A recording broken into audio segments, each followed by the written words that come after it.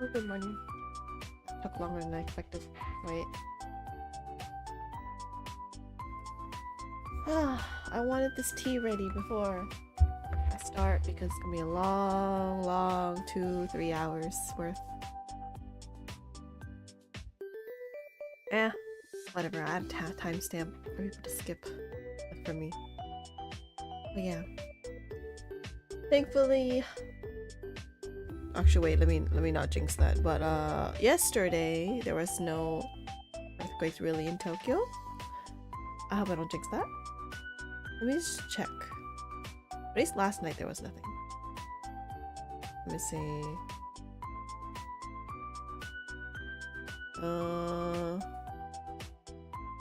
Some other area has severe winds, hail, and sudden heavy rain, but not here.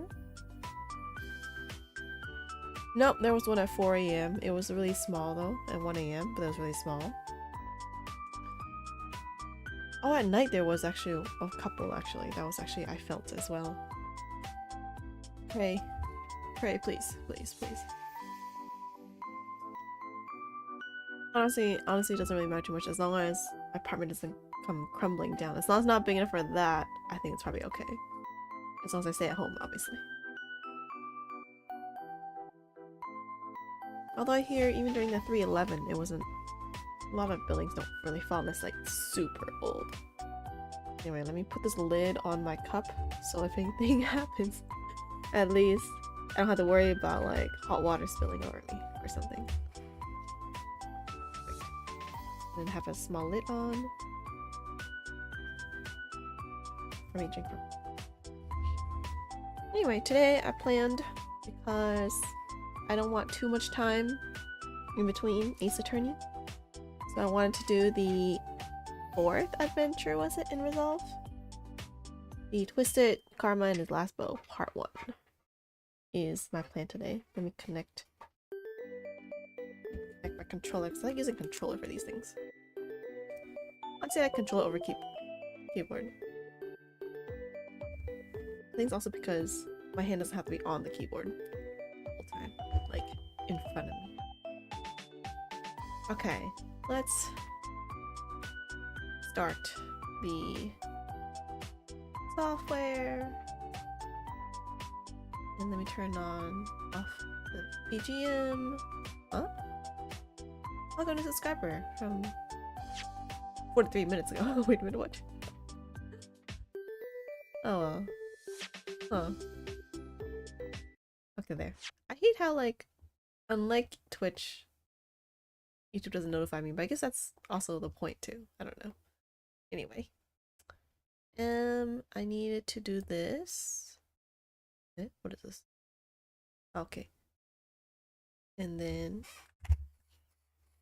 Oh yeah, I don't know if my positioning's correct, so we will adjust. I think it's usually down here.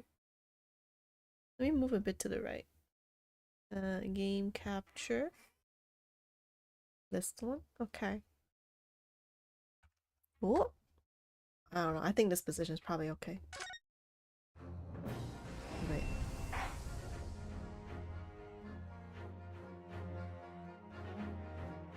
Okay. I brought technically the mic a bit closer. I don't know if it changes too much, but it shouldn't be that bad, hopefully, or hopefully not too close. If I hear my keyboard. My control. Let me see. Yeah, you do.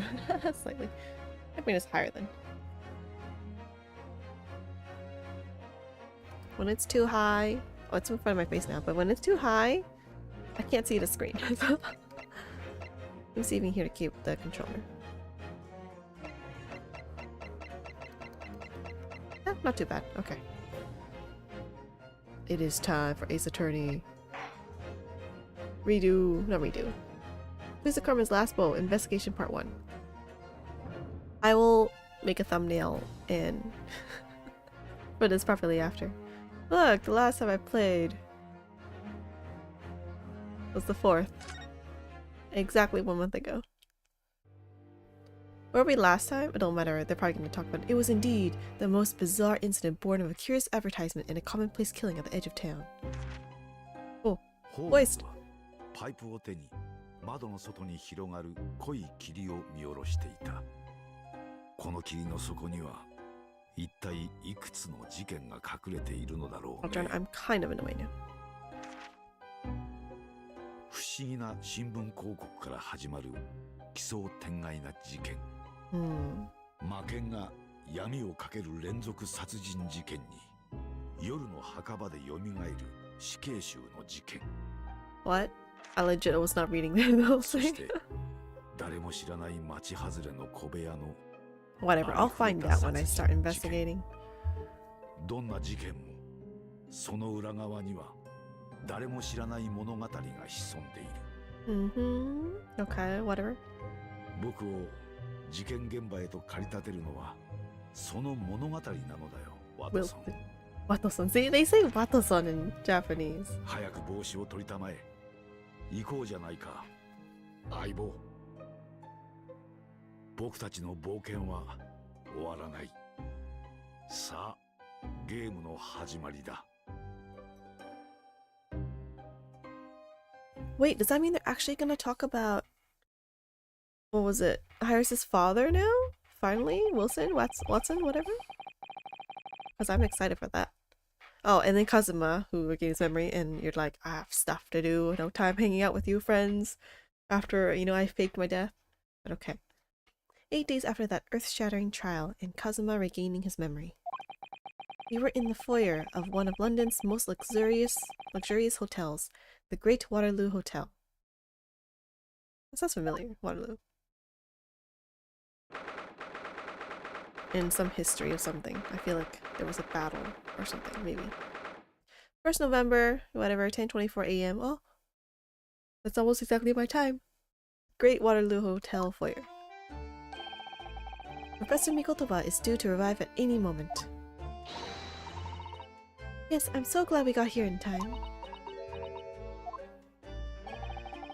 So he's coming, finally, the father. Suda-san hasn't been the same since what happened with the fact that your, long lost, possibly dead best friend just came back to life. Yeah. Not that I'm surprised. Truth about Kazuma-sama's father. Oh, that too. That too. That too. It's not like you knew him though, right? Do you suppose my father knew? He was actually the mass murderer, the professor, you mean? That's such a unique name, Professor. That was sarcastic, by the way. I knew that's what she was thinking about. There's a good chance, I'd say. I mean, he did try to cover it up. They did come here to London together 16 years ago, didn't they? It's like me and you! If you became mass murderer, I would know, maybe. Yes, that's true. Come to think of it, didn't you say that Professor Mikotoba knew about Kazuma going missing in Hong Kong as well? I don't remember this, but okay, sure, yeah. That's right, but for some reason, he wasn't at liberty to talk to me about it. He never tells you everything. Or anything. That probably means he knows that... Is it the corpse, you mean? Was it that the corpse, Kazuma's technically corpse, got lost in Hong Kong or something? I think they're supposed to send to Hong Kong. About Kazuma showing up here in London with amnesia and that he's regained his memory now. What is this memory loss thing, though? If he was pretending to be dead... Is it one of those things where, like... Sorry, I was watching that one. Diaries, right? I don't know. And that one has like a drug where like, like a Romeo and Juliet type of thing? That type of thing, where you drink it and then like, you're near a state of basically death. And then later on you come back to life. Kind of feeling. One of it's like that. That's why he lost his memory or something. Side effect. Oh, there she is. Who? Wait, who? Who are you? Oh, fuck. What? Who? Wait, which one? Oh, the one on the right. I was like, who's the one on the left? I'm like, I look, that rugged feature, I think I would have known anywhere. Oh, hello, Yellow. Good evening, good morning. Oh, Father! We're continuing the trial. Or the mystery of Kazuma. Hello, Susuzu. How are you? Is the father. I'm very well, thank you. We're delighted you've arrived safe and sound. She sounds so formal. Maybe it's just the English. No, I feel like she'd be like that in Japanese too. Ooh, the guy on the left. Hello, Mr. Naruhodo. Very kind of you to take the trouble to meet us here. Oh no, not at all. It's my pleasure. I sound so formal too. There's too many old-looking guys that I don't have enough voice for. You've heard about your extraordinary exploits here in London, you know. The news has crossed the seas. It has? Through newspaper? I always look forward to reading the monthly reports that arrive for the steamships from Britain. Oh, I see. Well, thank you very much. Who is this man? And why do I feel as though I've seen him before? A what? He's the judge. Wait, he's the judge. I remember now. One of them was really rugged looking. I take it from your expression that you can't quite place me. Darn it, your voice has changed, but it's okay. In that case, how about a little reminder, Seishiro? A firm tap should do it. I mean, object? No, wait. What did the judge say again? Silence, yeah? Yes. A firm tap? What? He has a mallet, right? Here we go then. I know, right? Hereby pronounce the defendant, Ryunosuke. Naruhodo Ryunosuke. Guilty! Oh, you're the judge. Of my tutorial trial.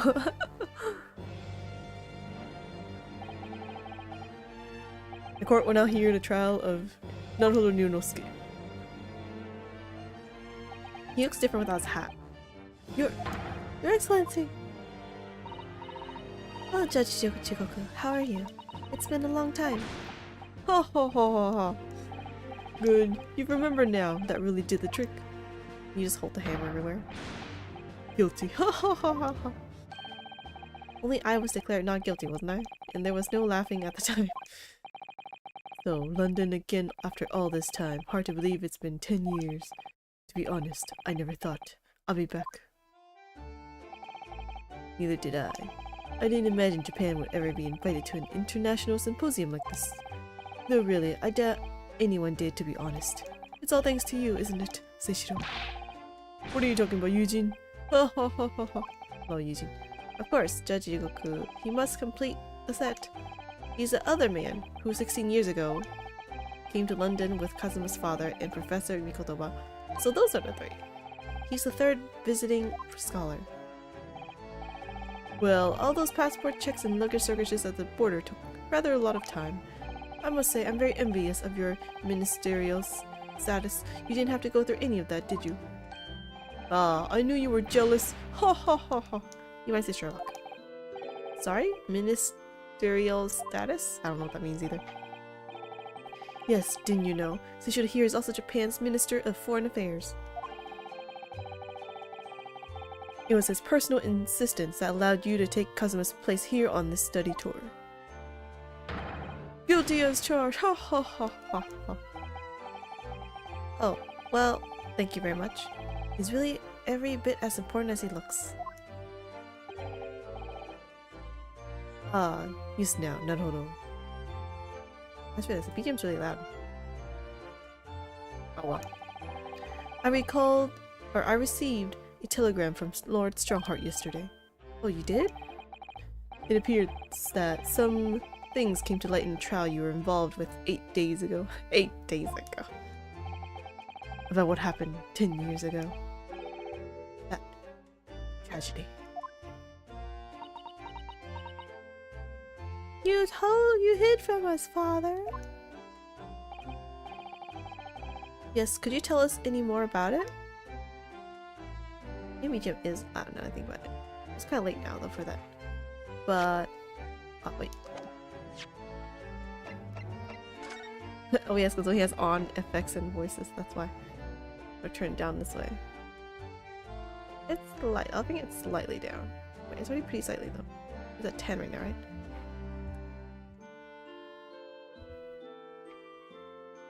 What about this? Is it 8 right now? 7. No, it's 8. Okay, close enough.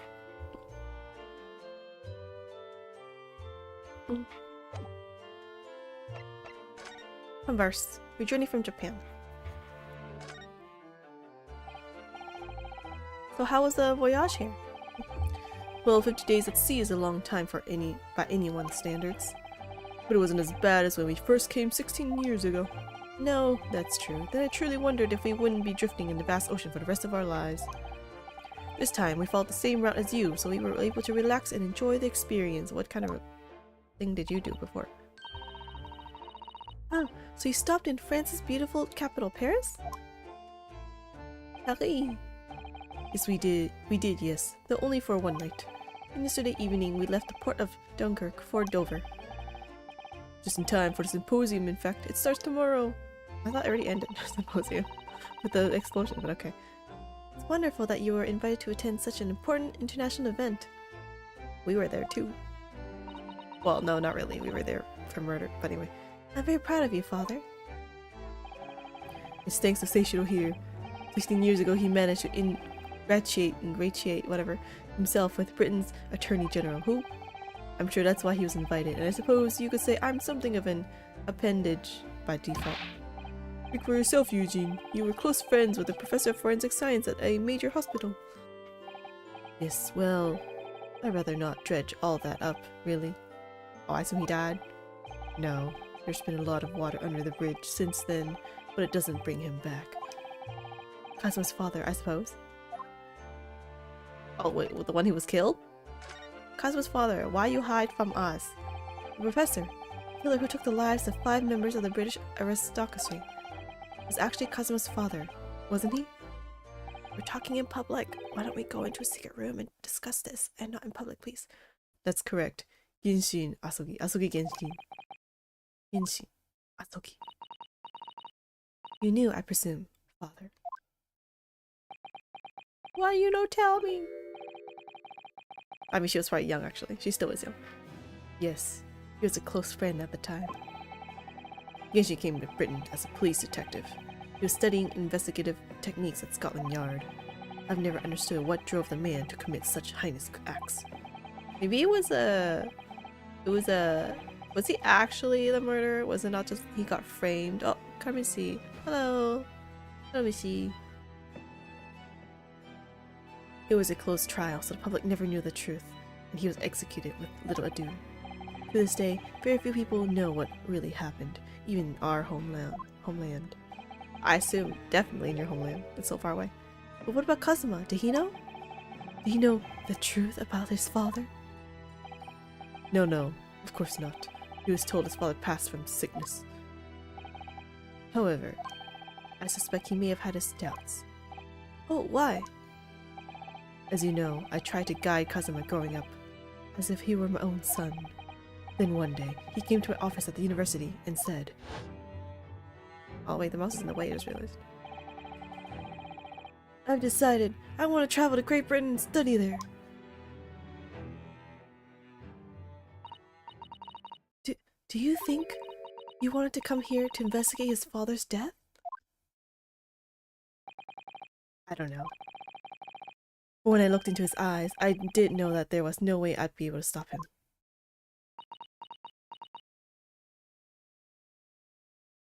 Ah. Something else came to light in that trial the other day, actually. Oh, what? Well, having disappeared in Hong Kong and been missing for almost a year, Kazuma's since turned up here in London working as the apprentice of Lord Van Zeeks. What?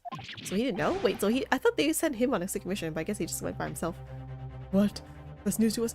Is Kazuma actually a spy? No, right? There's no way. Unless he's a spy. So, Lord Strongheart's telegram neglected to mention that part then. Maybe we shouldn't have told you. Ha ha ha. Ha. Kazuma's reappearance. As you know, we both thought Kazuma had died on the steamship during our voyage to Great Britain in January. Because Kazuma thinks there's something corrupt going on, so he probably pretended to die with Sherlock Holmes' help, maybe? Oh. Maybe? Oh, hello. Hi. Hello. I'm continuing the trial. But he didn't die. He's alive. And you knew, didn't you, father? Your cousin's alive. In fact, no. What I did know is that when your ship docked in Hong Kong, he mysteriously vanished. We sent a team of investigators to Hong Kong to try to ascertain what had happened, but to no avail. But he's still alive? And here in London, you say? I never dared even to dream it. Why on earth did the young man not make contact? The government and police have been chasing clues fruitlessly for months now. He's a spy! Well, it seems that he was suffering from amnesia. Oh, that too. That too. No. He had a whole plan to fake death though, so he knew something. Definitely. What? Amnesia? When we first came across him again here in London, he didn't know who either of us were. I see.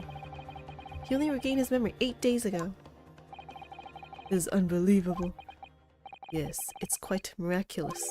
I wonder why Lord Strongheart didn't let us know. Dun dun dun, something. He knew I said identity. That's why he gave him to Lord Van Zeeks. There is something they're hiding. I must speak with him urgently. Husband's not gonna tell you. Ha. I wonder how Kazuma's been these past few days. BGM changed, now it's super lighthearted. Would it be wrong of us to go and visit him? We had something to do. Oh wait, I got a missed phone call. I don't know his number. Okay, well, ignore. Wait, actually, let me check. No, I was ignored. Love. It's Sunday. Who the heck's calling me on Sunday? Your time in Britain. That began 16 years ago now. It's a distant memory, really. It was Eugene here, Asogi Genshin, and myself. We were the original 3. Hello. What is this, like the original 3 people that started the journey? Anyway. First judicial scholars from Japan to travel overseas to study. Ocean voyages were not what they are today, I can tell you. Darn it, their voices too similar. I don't know what to do about them. They're both deep. 16 years ago, things were tough for their generation. Your father was an exceptionally fine medical student at Yume University at the time, you know, young lady. Oh, that's talking to me. I was like, me, my father. Yes, grandmother told me. We went to do research at a great London hospital to study autopsy. Practically unheard of in Japan. Yes, it was an eerie place sandwiched between the back of a prison and a burial ground. Ugh, not more talk of graves. Very often there's no one willing to deal with bodies following autopsy work. I would imagine. So you see, autopsy labs have something of an unavoidable relationship with graveyards and prisons. Not my cup of tea at all. Do you remember that Scottish prison governor? Caden, his name was? He was a good man. I don't know who he's talking about. Yes, but then of course, in our 6th year here, everything changed with that dreadful case. When Genshin was arrested for a series of the most gruesome murders. He was framed. I simply couldn't believe it. I'd known the man for years. I was a witness at the secret hearing, and I tried to speak in his defense, but... Well, you went a little too far and ended up facing charges yourself, didn't you? Well, suffice to say that after that trial, we were sent back to Japan. There was nothing more we could do to save Genshin. He was a lost cause, sadly. Did he really do it? And why? Well, if you'll excuse us now. Yes, I'd like to get this trunk up to my room as soon as possible.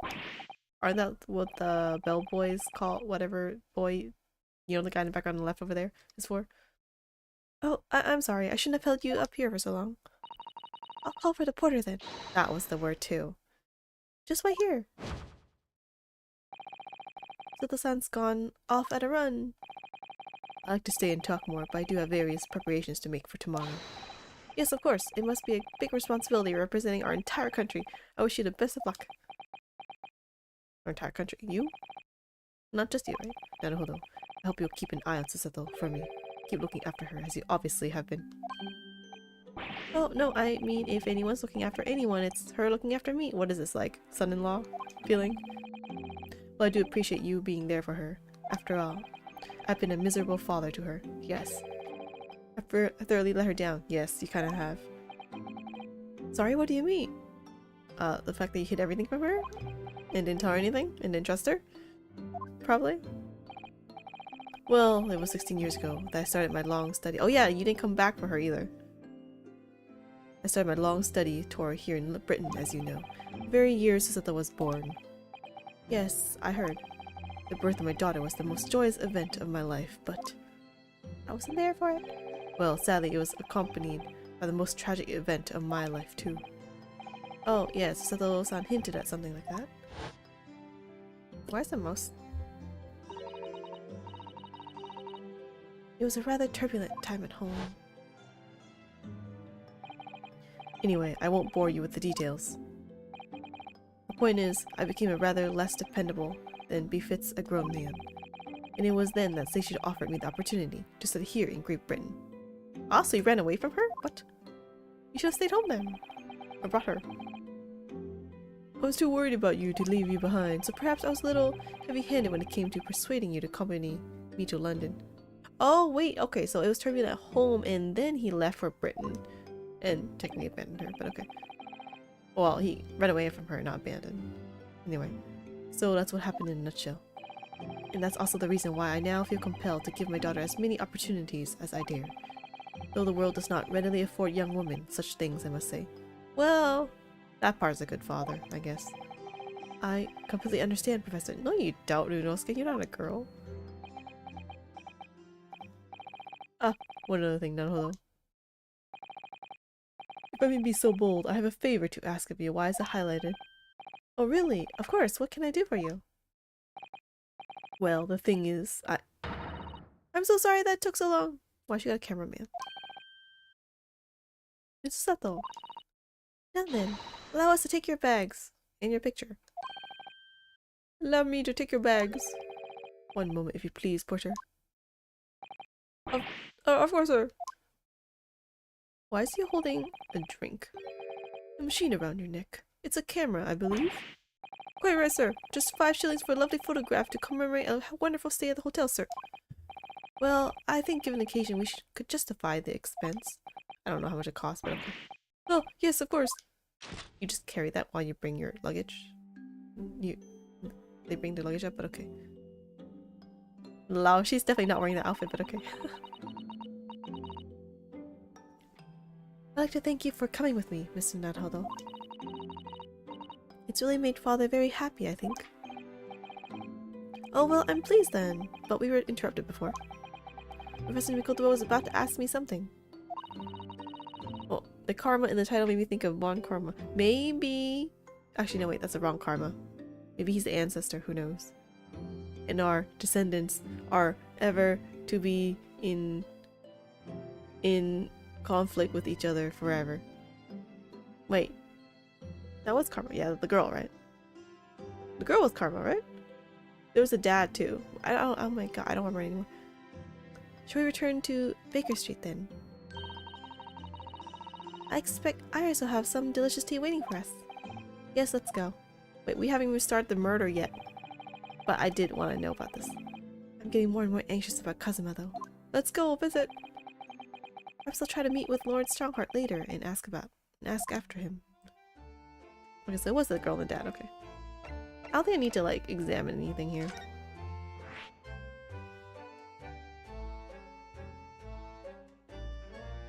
I want to go to a very luxurious hotel. Those cost too much, though. I'll only visit this place waiting for us with tea. Let's go as home suite then.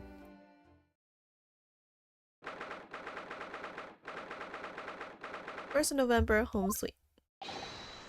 What? I don't even know how to pronounce that.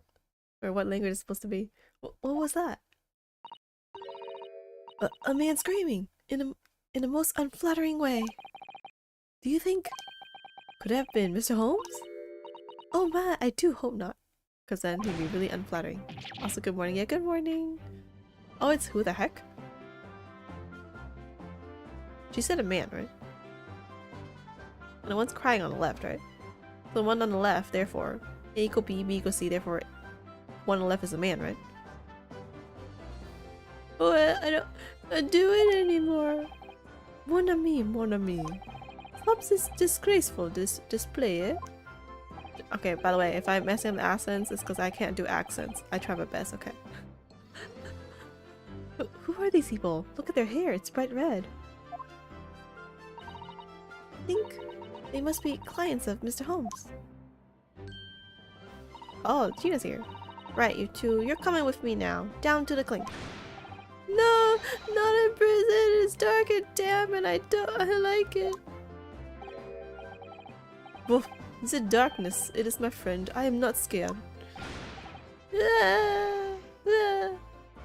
But you're always scared of the dark. Shut your mouth, you idiot. I will sit quietly in the dark and plan our next daring heist. Oh, wait. Heist, huh? Thieves, huh? I don't like this. I don't like this. Well, tough. We'll finish this down the yard. Now get moving. Actually, my thing's too loud. Let me bring it down.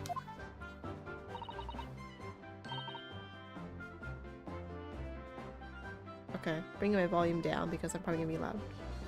Because he's crying. Come on, Genie, have fun.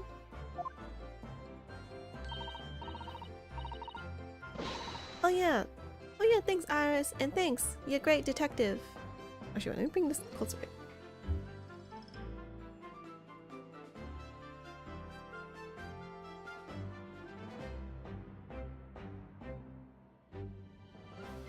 Okay, if I bring this closer, then it'd be okay, maybe. Okay, wait. I forgot to do this. Okay, wait. Okay, I'll go now. So, they're being arrested at Holmes' place for something. Jeannie makes a great detective herself, doesn't she? Oh, Susie! And Reno! Hello, Iris. We're home. Well, did you find your daddy? That's a weird way to phrase that, but okay.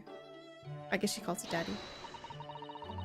Yes, we arrived at the hotel just before he and his friend. Oh, well, that's great news. I hope I'll get to see my daddy again soon. Ha ha ha ha ha. He's dead. Ha. Yes. Of course. Dr. John H. Wilson. So, Iris, all that remains now is that greatest of problems known to man. He's red now. But before we concern ourselves with that, I believe some tea is in order, don't you, my dear fellows?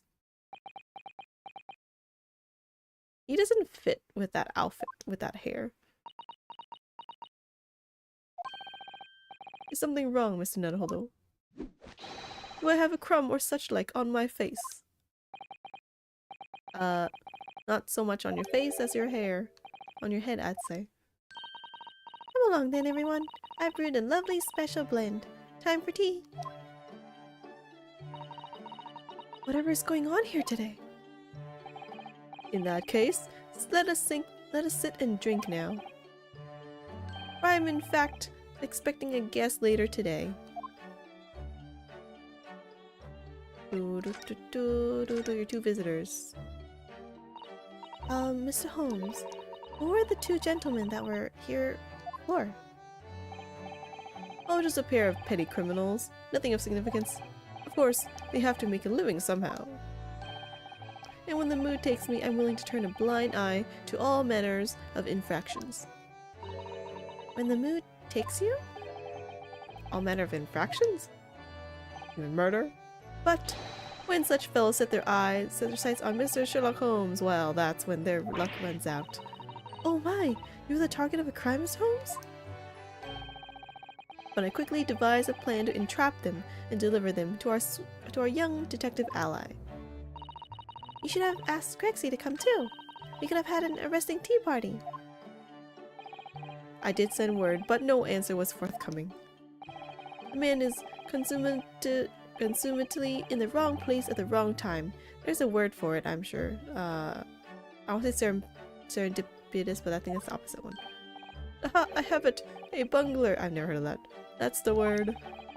It's a good job he's not here to hear you say that. So those redheads have been up to no good? I wonder what the men did. Probably try to steal something.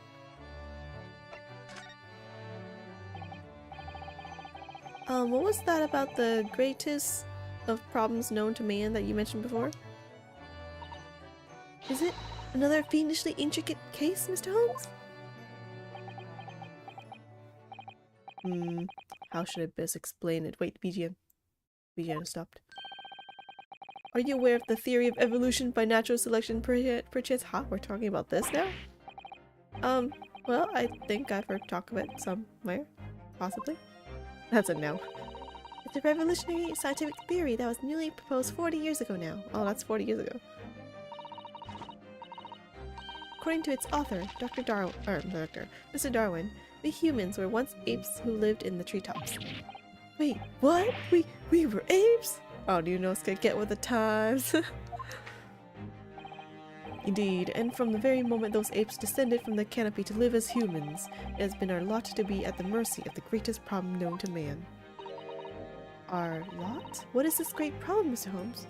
Is it the thing why apes don't turn to humans now or whatever? Like, why?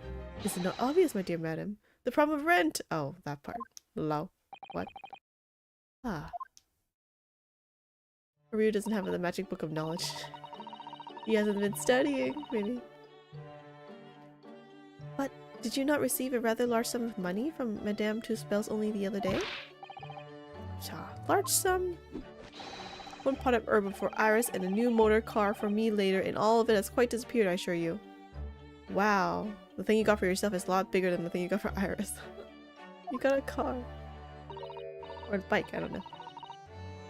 Oh, the Hurley, you know you squandered it. Yes, well, anyway, 2 days ago. Maybe motor car is like a motorcycle type of car? I don't know. I discovered the answer to man's greatest problem. For the coming month, at least. And what was the answer? Why, there is a substantial clue. Before your very eyes. Wait, do I have to check the room now? Wait, the mask on the table. Don't tell me. Let me see. Humans are sorry creatures, unable to see what is in front of their noses. Let me, or the hair. Let me give you some assistance. Don't look, but observe me very closely. What do you mean by don't look? Oh, maybe it's like don't look, just look, but observe type of thing? There's one particular feature about my person that has changed. You should notice it in the end, I think. Is he taking us for dummies? In the end? Wait, do I have to like click on it? It's been stabbing me in both eyes right from the very beginning of our conversation. I think we might need another clue before we uncover the full answer, Mr. Nuttledo. Ha. Girl, you know what you're talking about. Thanks for the hint. I'll be tearing my hair out if this charade goes on much longer. The lie you told. Mr. Holmes, isn't it about time you told us about the truth? Oh yeah. Oh yeah, the cousin. Oh, we're talking about this now? Oh. Oh, maybe. I wonder how the Drivers Guild feels about the newfangled horseless carriage. Hello. They probably, you know, conflict of interest. Obviously, opposition. Just over a week ago, you said to us, I will now tell you something of the first importance, my dear fellow. Great detectives are wont to lie. It will serve you well to remember that. He's gonna tell us about the Kazuma thing! Finally. Finally.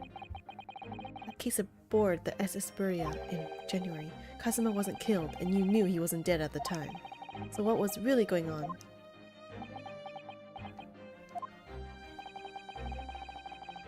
Bella was unconscious for a very long time. If he hadn't regained consciousness when he did, his life would have been in mortal peril. Of course, the side effect of the prolonged comatose state was amnesia, as you now know. Wait, side effect of what? It was a simple enough task to silence the crew. But how? After they carried him out of the cabin, I assembled them in the lobby area. So they're saying he saved him because he made seem like he was actually dead, so the killer doesn't go back for him type of thing? Who is the killer again? Was it not just a snake? Was it just a snake? I thought there was a snake involved. I don't know anymore. Then it made them swear to leave him unconscious and have him unlaid from the ship in Hong Kong as a murdered corpse.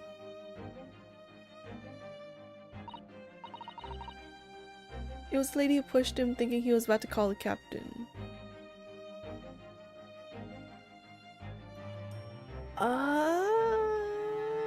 With the dog? Oh my god, my memory. Oh, how horrible. Actually, please recap for me, Ace Attorney. It was necessary to find some material with which to persuade the crewmen to keep their word, of course. Ballerina lady. Yeah, that was the one with the pet. Ran away. But why? Why do it in the first place?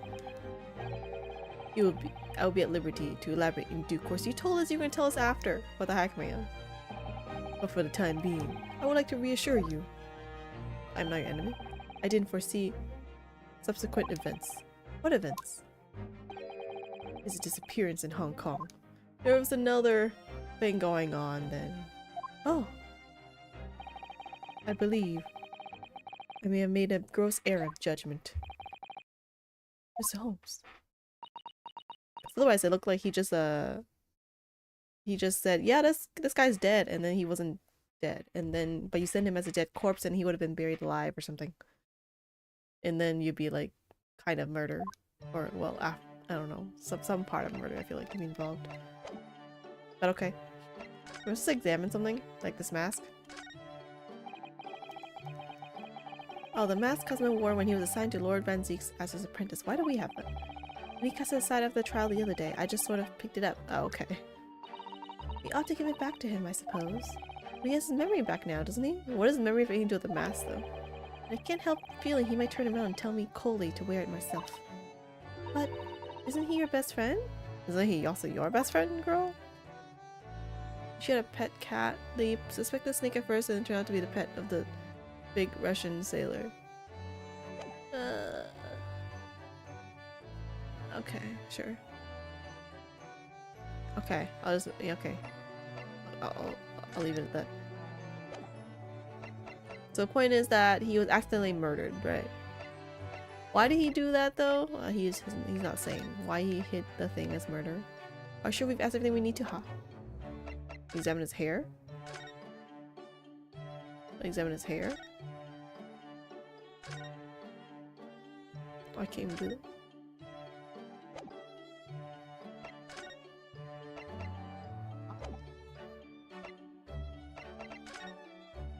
Oh.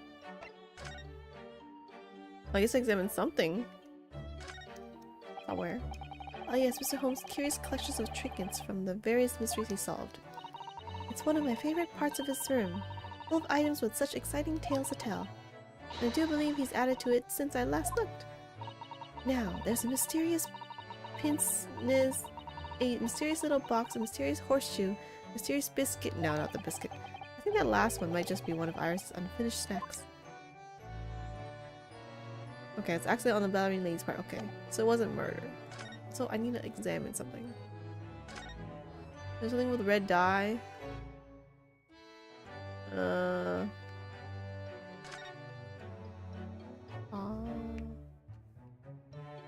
box? My eye is always drawn to this big metal chest that Mr. Holmes and Iris use as a coffee table. Isn't it where Iris keeps her very important papers? It is, so you'd think that they treat it with more care, really. But only the other day, I saw Mr. Holmes kick it. Wow. Oh no! I suppose something must have been frustrating him. What a shame to mistreat the furniture, though. Was it damaged? The chest was fine, but Mr. Holmes was doubled up on the floor for almost 10 minutes. You should never... Humans are fragile, okay? Oh dear, that is a painful tale. What else is there? I mean, like, nothing suspicious. There's like always stuff, but there's nothing suspicious. Oh, didn't you say we would get tea? No. Iris' pretty little tea set is set out beautifully as ever. Look. Well, it's only by carefully taking care of a tea set that you can make good tea. Is that a roundabout way of telling me I need to tidy my desk? And me too, because I don't really... Oh, oops. Oh, Mr. Nanaho, though. You do overthink things at times. It's a jab to me. I need to clean my cups and dishes more. That's Iris' wonderful collection of medicines, potions, and chemicals.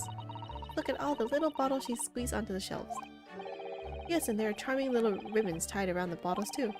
The labels aren't quite so charming, are they? This one here reads, deadly poison. Oh, I've been so excited about the idea of helping Iris with her experiments, you know. Let's try to avoid any bottles labeled deadly poison. Or highly explosive. I could probably do with a good desk tidying. I know, like... something you use often, I feel like you don't tidy it that... like, I don't know. I just don't... yeah. When it's noticeably dirty, I tidy stuff up and clean stuff. But when it's not noticeably like that, then it's like, eh. There's legit nothing here I need to ask. What the heck, man? Are you sure I need to ask you something? What if I present this? Here. I'm just gonna not read this and drink tea because it's probably not important. This is the first time you show me this particular trinket, as if it's like, how many times are you gonna ask me about this, dude? I don't remember. I don't remember.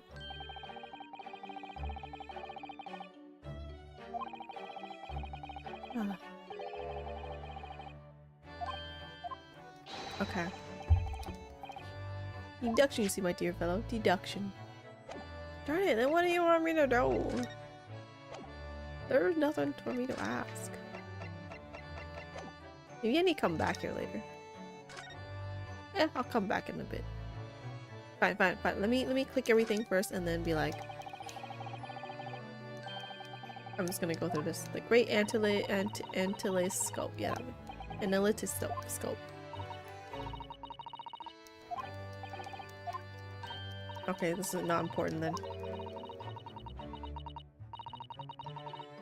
Upon everything that's on your desk, the office will be tidy at last. It sounds like my mom or something, or someone's mom. It's like, if you're not gonna clean this up, I'm gonna throw it all in the trash or pawn it somewhere. So you better tidy it up. Let me joke about that, Mrs. Soto. You were joking, aren't you?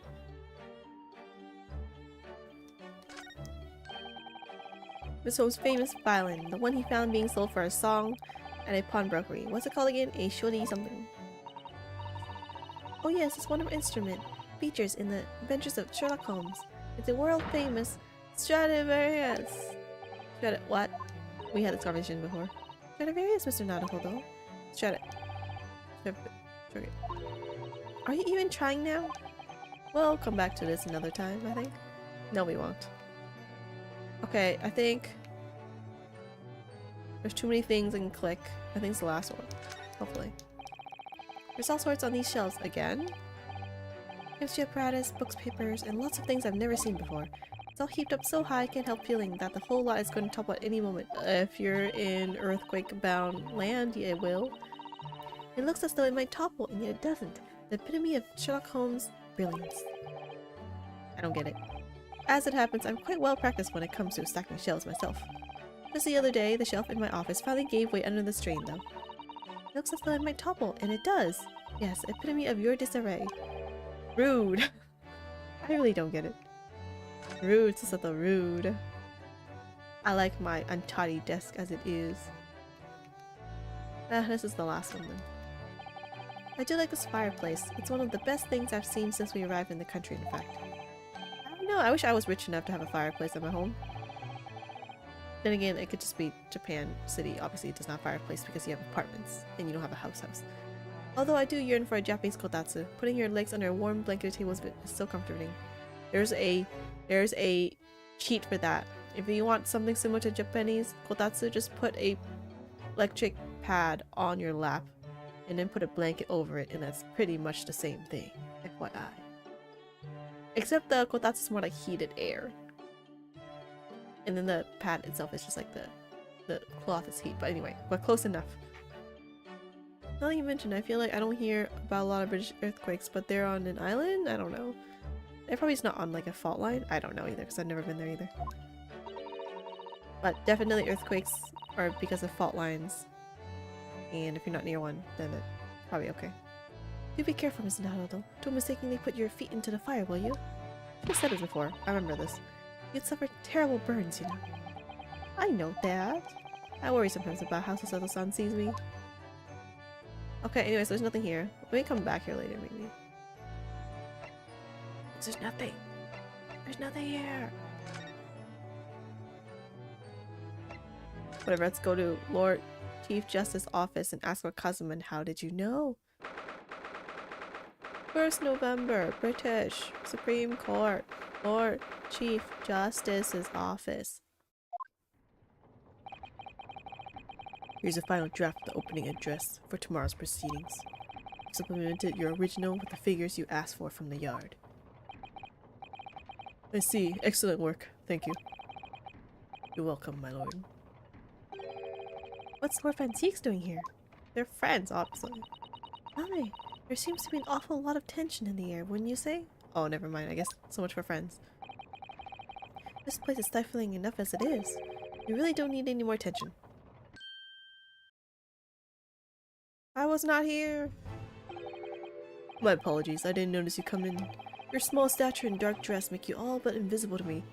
That sounds like an insult. But I'll let it go.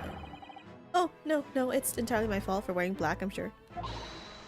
From now on, you must dress in white from head to toe whenever you come here. We don't have money for clothes, girl. We barely have money for rent. Now then, Mr. Naruhodo. Oh, wait, wrong one. No, then, Mr. Naruhodo. Yes, my lord, I'm right here.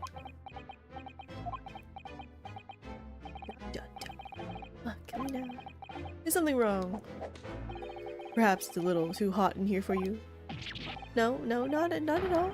I've never experienced a room at such a perfect temperature. I know, I want to live here forever. If you're sure. The beads of sweat carving their way down your face seem to suggest otherwise. Because of the daggers you're staring at me with, mainly.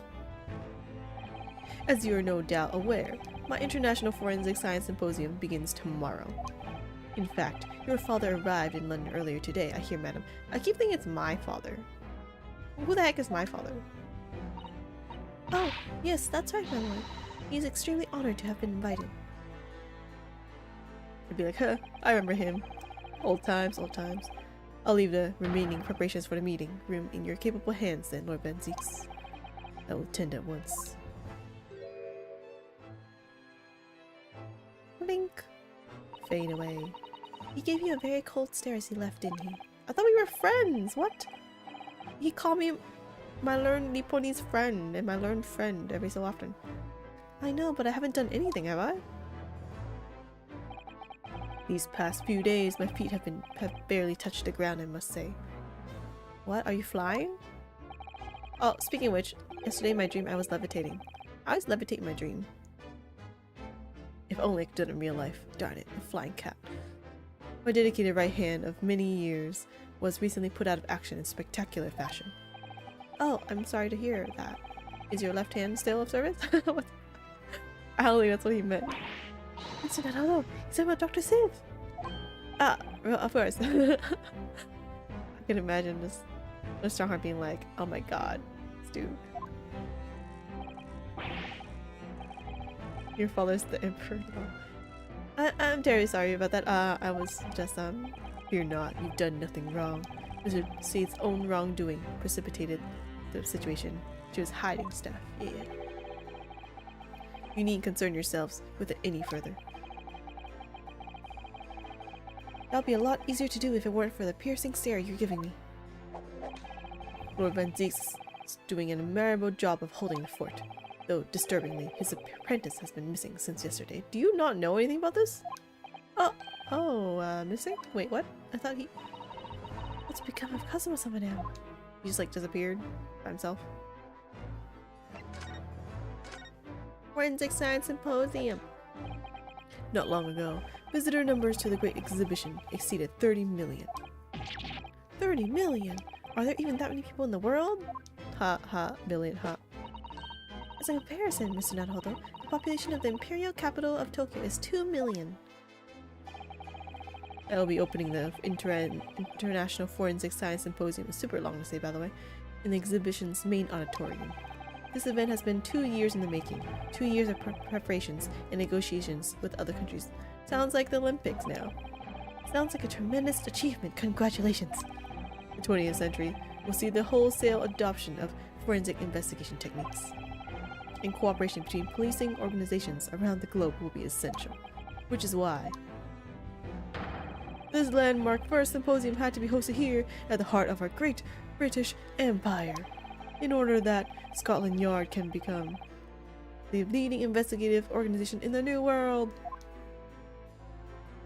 That's so grand. He's the same as ever, I see. That passion of his is quite something.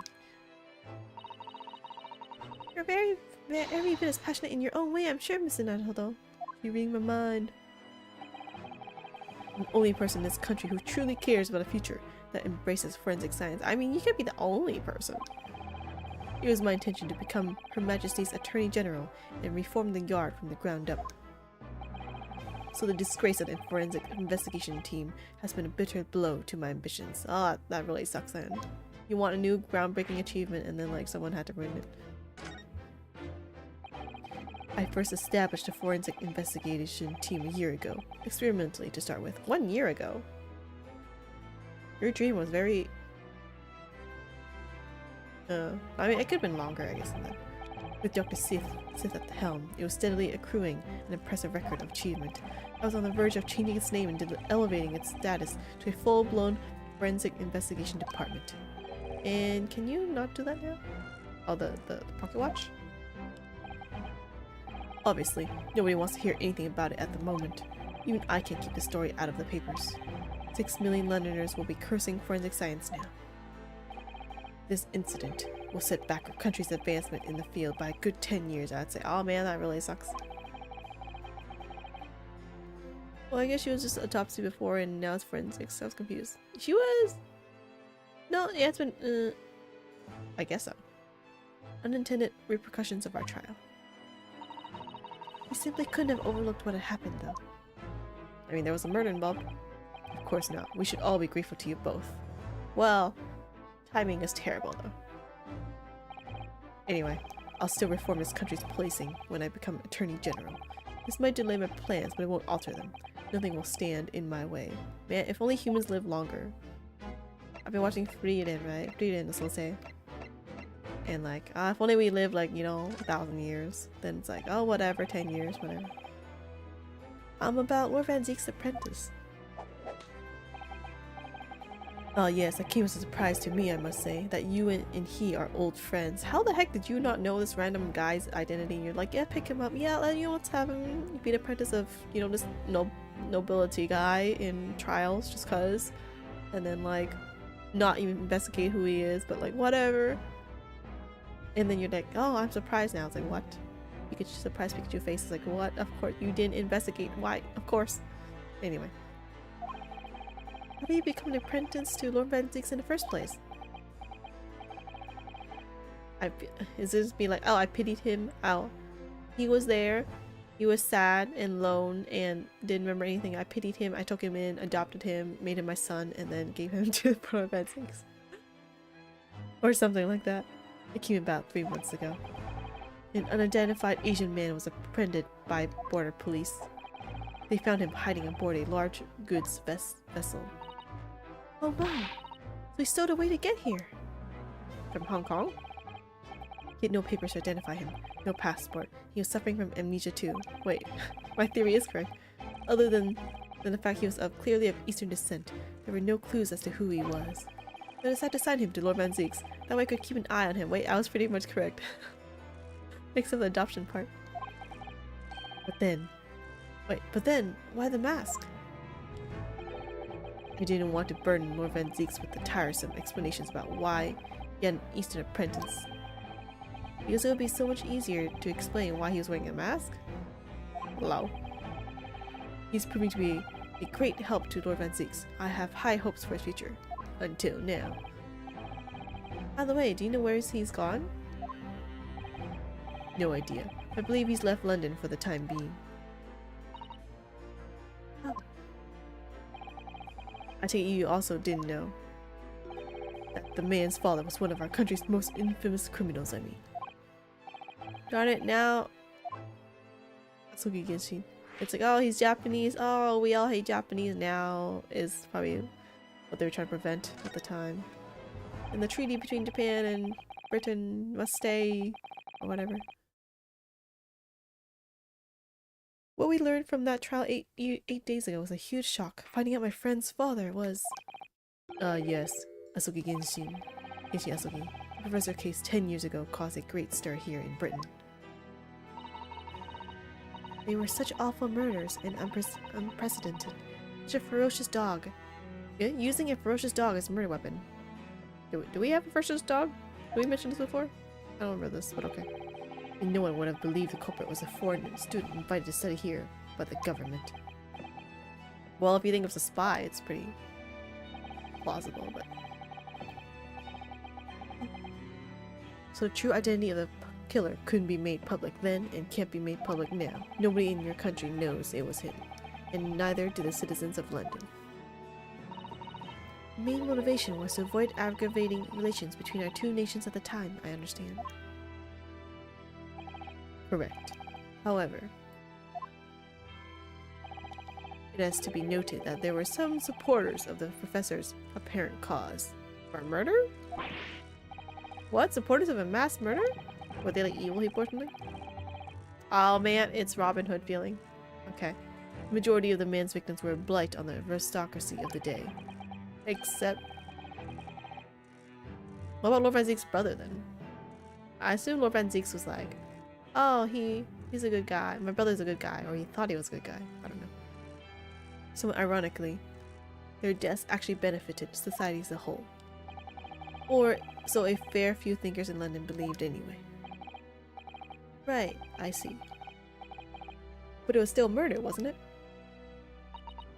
Also, I realized the murder hasn't happened yet for us, the trial. It seems very similar, doesn't it? The idea of the Reaper of the Bailey. What? Are you bringing this here now? Maybe that's who... No. He's dead, right? The professor is dead, right? Are we done here? I feel so nervous here. I should love to ask if I can borrow some books, but I just can't. Okay, well, there's nothing else to do here. What the heck was to talk about with you? Is there anything here left? Now we're back to a bright atmosphere. Oh, this one? I'm just gonna not read this part because it's probably not that helpful.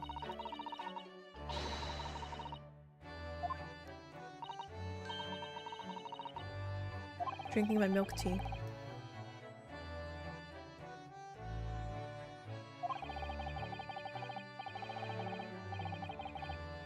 Huh.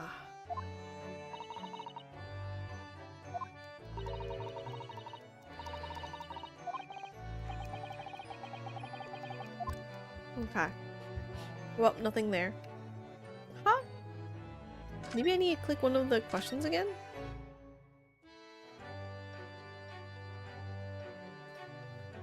Through every single effing... What about this chalice? No. Can I throw the chalice?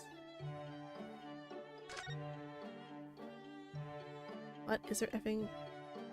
another thing here somewhere? No. Okay, I probably just need to converse with them again. Ah, wait, no. Converse. The greatest problem... Was it the greatest problem? Let me click this again. The case... Your evolution... Something... We were apes. Something... Oh, Gerako. I can get. Hello, Gerako. Howzaimasu. I can't be stuck on the very beginning, man. Problem of rent. And then something about his hair. But you didn't let me... You didn't let me choose anything.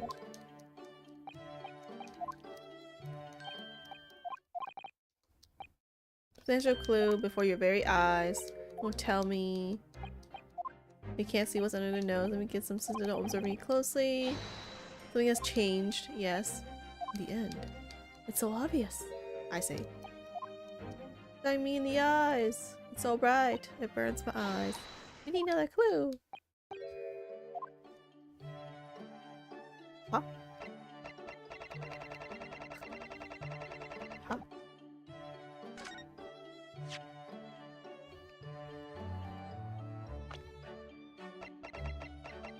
What if I present? Can I present people? I don't think so. What do you want from me? What do you want from me? Maybe I need to go back to my office. Are you sure we've asked everything we need to, Miss Naruto?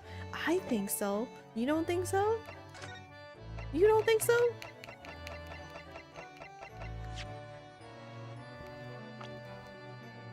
You don't think so? What else do you want me to do?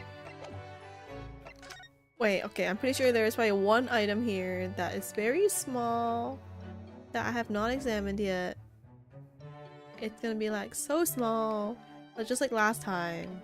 I was trying to look for the papers. No, trying to look for the. It was in the autopsy room, and it was that tiny book that had such a small area for me to click. No, it's not that one. No, not the book. Nope, not this book either. Nope, not the globe. Nope, not the horn. What's that called actually? I forget. It's not a horn. It's a, you know, those vinyl player things that I don't remember what it's called. No, that's not the word. That one. It was on Desi. You've already examined something. Yeah, that's what it was. And I'm like, it better not be. It better not be one of these teacups, man. Okay. DT kernel. The lamp. The lamp. The shoe that's red. The glasses. The glasses.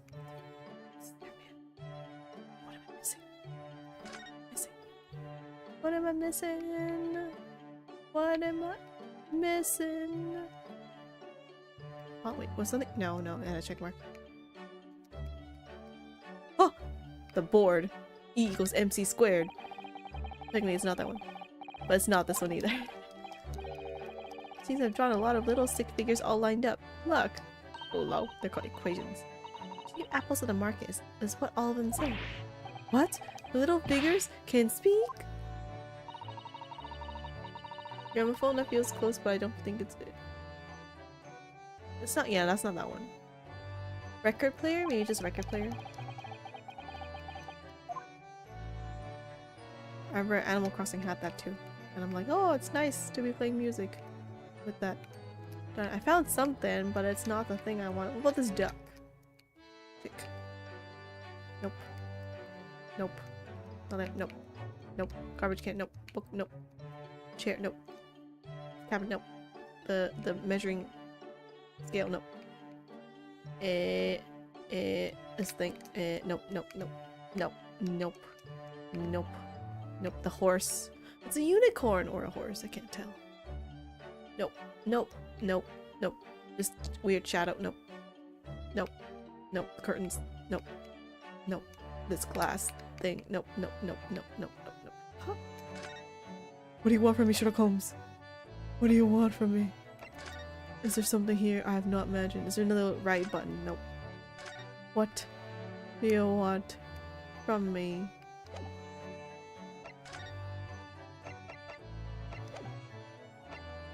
What if I move to somewhere else and then I go back?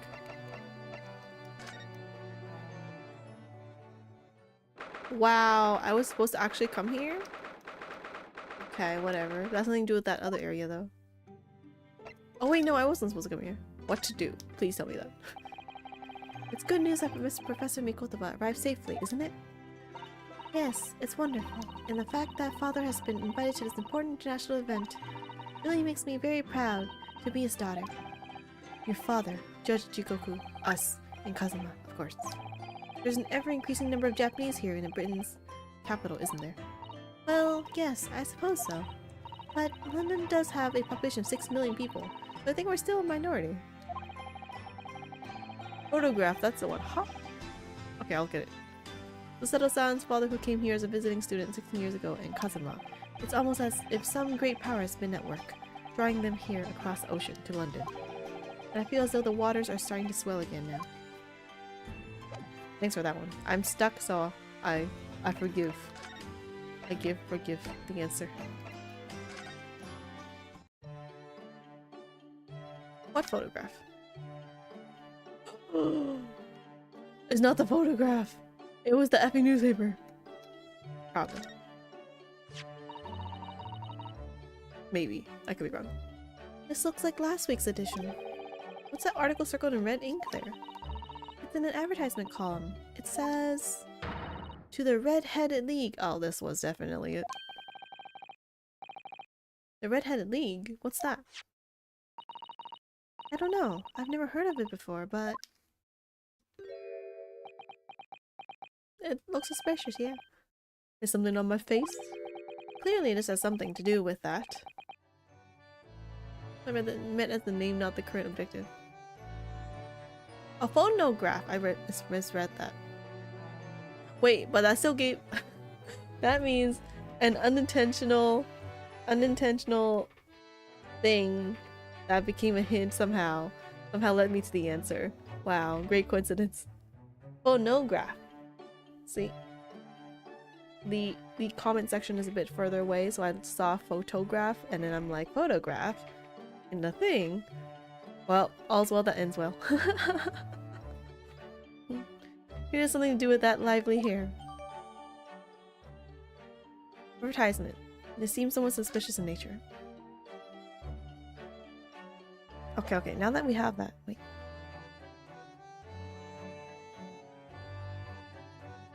Okay. Let's look at it. No, not present. Core record. The Red-Headed League, on account of the bequest of the late Ezekiah Hopkins of Lebanon, PA, USA. Pennsylvania, USA. There is now another vacancy open which entitles a member of the league to a salary of £4 a week for purely nominal services. All red-headed men who are sound in body and mind and above the age of 21 are eligible. Apply in person on the morning of the 31st at the large park on Line Street. Get $4 pound per week if you are a redhead. Why?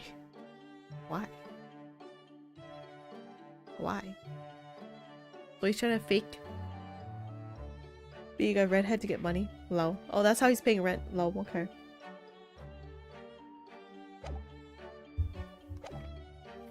Represent. It looks as though someone circled an advertisement in this paper, Mr. Holmes. To the Red-Headed League. Does that strike you in some way? I was thinking that just maybe it might be related to your bright red hair.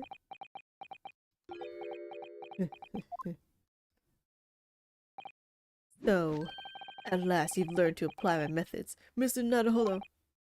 Sorry. In the first instance, and quite indispensable, observation. Believe me, I could have seen that hair with my eyes shut. So then, allow me to regale you with the details of my latest exploits. Regale or boast? Oh, finally. So what is the Red-Headed League, which seems to be the subject of the advertisement you've circled? You noticed it in the paper then? Yes, it's circled. That, my dear fellow, was going to be the source of this month's rent payment. So wait. £4 per week is like, what, £16 per month? Rent only costs £16 per month? It was? How? According to the advertisement, the Red-Headed League is a distinguished institution of fellows of unspecified governments. In fact, the only condition for being a member is having red hair. That doesn't entirely surprise me. But listen to what the lucky redheads receive once they join. An unconditional salary of £4 a week. Oh my, £4 a week! But why? Why are they paying people for? What are they paying people for? That I don't know. No details are given in the advertisement. I mean, it's part of a big conspiracy. But surely every red-headed person in the country would be flocking to join in that case. You're right, Susie. There's no time to lose. I'll put in my application at once. So will I, just on the off chance. That might be stretching a point, I think. What was Iris' hair color? Oh, it's pink. Like, basically it's red, you know, because people don't probably have pink hair, naturally. In the real world. The trouble is, they have a fixed number of members, you see? Oh, I see. So once a certain number of people have joined, no one else can. But as luck would have it, one member recently passed away! It wasn't particularly lucky for the redhead in question, I feel, Mr. Holmes. So you decided to try to join in his place? Correct, I mean, look at me! Have you ever seen such a red-headed fellow? No, although 30 minutes ago there was. So why? Why did it have to go so wrong? What on earth happened? blunder, Mr. Naruhodo, though it pains me to admit it. Your blunder. You sent it to the wrong address. Or you forgot to send it. What did you actually do to your hair, Mr. Holmes? I'm glad you asked, Mrs. Susato. What you see atop of my head is neither dye nor a hairpiece. I changed the color of my hair overnight. By the wonders of chemistry. Ooh, is that safe? Chemistry? I was conducting some research into a method of rejuvenating spent tea leaves. That doesn't sound that good, but okay. And in the course of my work, I stumbled upon a potion that, when taken, turns one's hair a flame red like red. Well, I guess not reality. Would you like to try it? It will make every hair on your body perfectly crimson. I think I'll pass. Every hair. But Mr. Holmes, is it quite safe to drink? Surely it's bad for you, isn't it? Amateurs are always hampered by such fears. Oh, I should have never doubted you, Mr. Holmes. You mean to say? But of course. It's obviously going to cause cancer. To earn 4 pounds per week, one must be prepared to turn a blind eye to a little danger. It's right, cancer. Like everything leads to cancer. That degree of red signals more than just a little danger, surely. So anyway, Hurley left full of confidence yesterday with his new red hair. At a park on Lime Street where the Red-Headed League were interviewing prospective new members. So what went wrong? The whole park was choked with red-headed folk, like a coaster's orange barrel. I queued for 8 hours solid before at last I reached the front. Wow. But when the panel of interviewers saw me, they immediately said, they probably knew he's famous Sherlock Holmes and like, we know you don't have red hair. Ah, Mr. Sherlock Holmes, are you in disguise to conduct an investigation? Wow. He wasn't even a candidate, and he lined up for 8 hours. That sucks. So really, have you watched Peach Bass? No? I don't think I know that. I was thinking of a different basket. Then I'd be like, yes, but I don't know that one. So naturally, I had no choice but to reply, "Shh, don't give me away." After which, I could do little else but turn and leave. After waiting in line for 8 hours. Then this morning, when I looked in the mirror, irritation stirred within me. So I turned that pair in to the police. Lol. You're frustrated, so you turned the pair in. Oh dear, what a disaster. For Hurley in those two redheads. You're like, oh man, I'm frustrated. Let's arrest someone. Aha!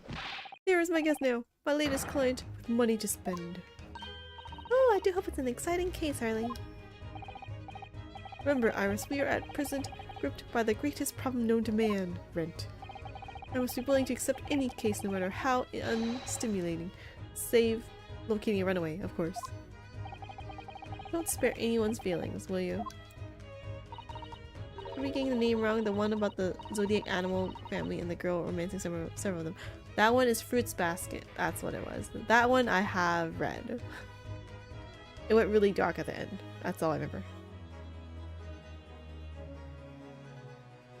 Oh dear, I'm afraid that Hurley can lack a little tact, especially just before the rent is due.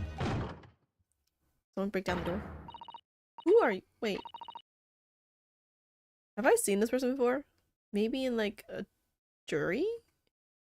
Mr. Holmes, Mr. Sherlock Holmes, please, oh please. Please find my husband, he's run away. Well, that was fast. It's a runaway case. You upset me. I beg your pardon. Never mind, a personal matter. My apologies. What exactly are you trying to say, Mr. Naruhodo? What, me? I didn't say a word. Come, my dear madam, be seated.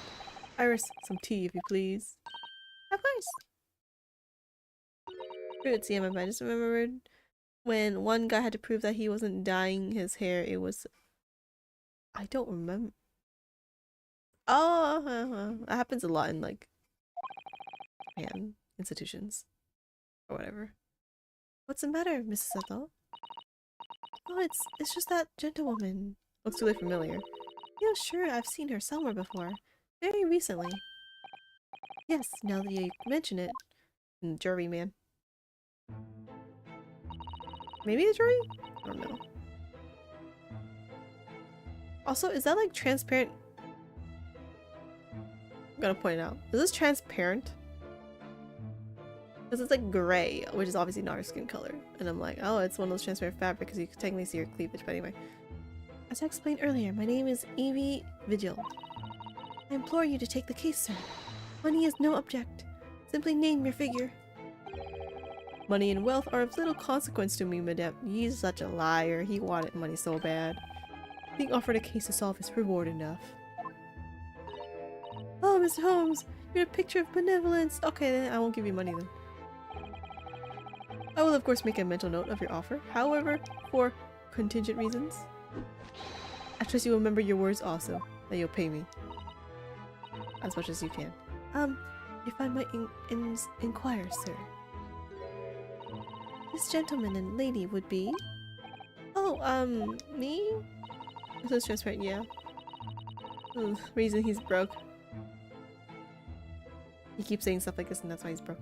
What I'm about to tell you, I should like to communicate in the strictest confidence, you understand. These are my friends. I assure you, you may say before this pair anything which you may say to me. She just said she doesn't want to speak to us. It's not whether you think they're friends or not, it's she doesn't want people to... I could be like, this person's my friend, point to random stranger. I can vouch for the gentleman personally, after all. He's hard of hearing. Why did I ever get my hopes up? Low. Well, if I have hard of hearing, I don't need to be here either, then whatever. I'm the one asking them? Forgive me for asking, Mrs. Vigil, but have we met someone before? So much for hard of hearing. Quite recently, perhaps? Oh my! Cha, my dear fellow, what is your intention? Clearly you have no ability to differentiate the facial features of the English. Hello? If you wish to invite the lady to tea, you must do so in a more gentlemanly fashion. I'm not trying to hit on the girl. Or hit on the lady. Is it possible that you're the nice young lawyer from the trial I attended last week? Ah, I knew I recognized her. You have a man's fate in the palm of one's hand. Oh gosh, oh golly, it sends shiver down my spine. I know we're bestest friends, but like, he said we're hard of hearing, but okay. I didn't quite recognize her because she's acting so differently now. It must be very difficult for you as a lawyer, being hard of hearing, I mean. What? I've been legit answering your questions the whole time, but okay. Pardon?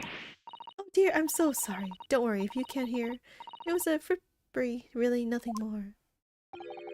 Now look what you've started, Mr. Holmes. Thank you very much. I believe it will be prudent for you to sit quietly in the corner. Yes. Mr. Vigil. Tell us about your husband, madame. Mr. Vigil, my daily, is 40 years of age. I have a photograph here. An entirely unremarkable gentleman, by appearance at least. Wow, such an insult. Just like, your husband looks plain. It's like, what? Looks average. The number of jurors that turn out to be actually totally unrelated to any case seems very low. They're all related somehow. How long have you been married? It'll be 15 years this year. Wow, long. We have a cordial relationship, and my husband's income is more than adequate, so we live quite comfortably. I wish I had lots of money too. Live comfortably without working. Or working that much at least. As it would appear, I only need look at you to know these things. Oh gosh! Your dress is the latest style. Your hat clearly regularly groomed and your eyes are animated. She was wearing the same outfit as she did last week. Obviously she couldn't afford anything else. In short, you have no inkling as to why your husband might have disappeared. Correct? That's what she said. That's why she's here. What? That's right. He's a kind man with a strong sense of loyalty, and he rather dotes on me. Which would point to the possibility that he has become embroiled in some incident or other. Oh, that is exactly what I fear must have happened. Mr. Holmes, I'm quite beside myself. My husband's employment is somewhat unusual, you see. What if he's incurred some miscreant's ills? miscreant's ill will. What's he do? What exactly is your husband's line of work? He's a warder at the prison. Oh, prison warder. A guard? That is somewhat unusual. Prison warder. So, your husband is a prison warder. That's right. Yes, well, in actual fact, he's the chief warder. Indeed, I see. Well, chief prison warder certainly qualifies as something of a specialist occupation. Yes, it does indeed. My poor husband must prepare those dreadful punishments and see that they're carried out.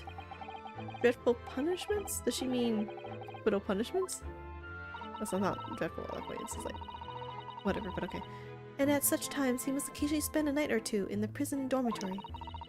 But for that extra responsibility, he is remunerated more handsomely than the other warders. Of course, we make no mention of my husband's work to the neighbors. Well, yeah, I kind of know. Yeah, you know, my neighbor, he, like, kills people in prison. Ha ha ha. Yes, I believe your prudence is justified. Tell me, at what prison is your husband engaged? Barclay Prison, Mr. Holmes. Really? Barclay? Oh, what a fine establishment. If I'm not mistaken, there is a large cemetery just behind it. Yes, that's correct. Locate Cemetery. No. Wait, is that the one where the professor thing was? Locate Cemetery? The very place we were discussing in court. That's unbelievable. Well, I mean, I assume there's only so many cemeteries, right? Unbelievable, my dear fellow, and yet undeniable. Sorry, Mr. Holmes. I'm afraid you've lost me. Ah, pay no heed, madame. Pay no heed. A private matter. This can't really be a coincidence, can it? Your husband's disappearance. So to the matter of your husband's disappearance, when did you realize he was missing? Please try not to laugh. It was yesterday. I'm sorry? Yesterday? It really is recent. Laughably so. The truth is, my husband does at times have occasion to spend the night away for his work. It's not at all out of the ordinary for him to return home at night, but this is different. For him to not make any contact for a whole day, that certainly never happened before. Oh, my dear Daly, whatever can have happened? My dear Mrs. Vigil, please calm yourself. Now then, have you contacted the police? Why, naturally, but sadly, it refused to listen to my pleas as my husband has only been missing for 1 day. I was asked to wait patiently at home. Well, yeah, it's kind of short for the police to be like, it's missing. In truth, Mrs. Vigil, I concur with the police. However, let's not be hasty. I see no reason why we should not engage my deductive powers to track your husband down anyway. Because we're getting paid. Oh, thank you, Mr. Holmes. And furthermore, let me assure you, the chance to solve the greatest problem known to man for another month has no bearing on my decision. Of course it doesn't. Of course it doesn't. I seek only to put a sweet smile on another Londoner's face. That's really all there is to it. You have my eternal gratitude. I shall pay any sum you care to mention. Oh. He's like, yeah, that's what I was going for. You seek only to put this sweet rent in your landlady's purse. That's all there is to it. Nothing wrong with it, though. You do stuff for money. You need to live. Thank you for everything you have shared with us, Mrs. Vigil. I believe I have all the information I need to begin my investigation.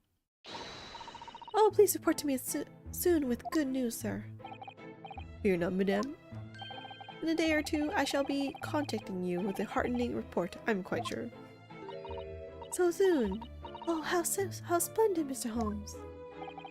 Good news should be delivered early, I always say. If you would be so kind as to leave the photograph of your husband in my possession. Photograph of Mr. Vigil has been entered into the court record. A photographic print received from Mrs. Vigil in order to aid with locating her missing husband appears to have no particularly distinctive facial features. Even the caption is like he's ordinary and average. Thank you. Now, allow me to show you the door. I can't thank you enough, Mr. Holmes. You've been simply marvelous. Well, money time. You know, I think it every time, really. But how do you come up with such nonsense? Good news in a day or two. Are you sure? I can't be sure, of course. But then I didn't swear on it. I merely gave the good woman some hope. I hope to be able to give her good news, one might say. No, see? Telling everyone, if you ever have a deadline, or you have to give a deadline, you put down the amount of time it would take, and you multiply by 1.5 or 2 to give you extra time in case something goes wrong. And if you finish in that time, that's great. If you finish it even earlier, the client's also happy. There. That is some work news for you. So it's a plus situation. After all, the rent must be paid by the end of the day tomorrow. Tomorrow. If by that time I've successfully located Mr. Vigil, we shall be mutually relieved. Wouldn't you agree, Mr. Naruhodo? Don't look at me with those pleading eyes. I don't have to pay rent. Well, my dear fellow, did you hear the details of the case? Yes, my hearing is surprisingly good, actually. Excellent! And what did you make of it? Well, I was surprised to learn where her husband worked. At Barclay Prison, I mean. Ah, so you noted that in the cemetery? Of course, especially with the mention of Millgate Cemetery. Where? Oh man, I forgot his voice. Millgate Cemetery is at the rear of Barclay Prison, so it was renowned among us students at the university for being haunted by the ghosts of condemned convicts.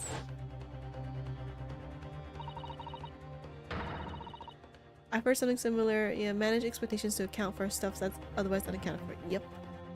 Barclay Prison is where that notorious man was incarcerated. Professor. Now a warder from the prison has mysteriously disappeared, it would seem. It's all very peculiar. Peculiar. Darn it, I forgot how to peculiar.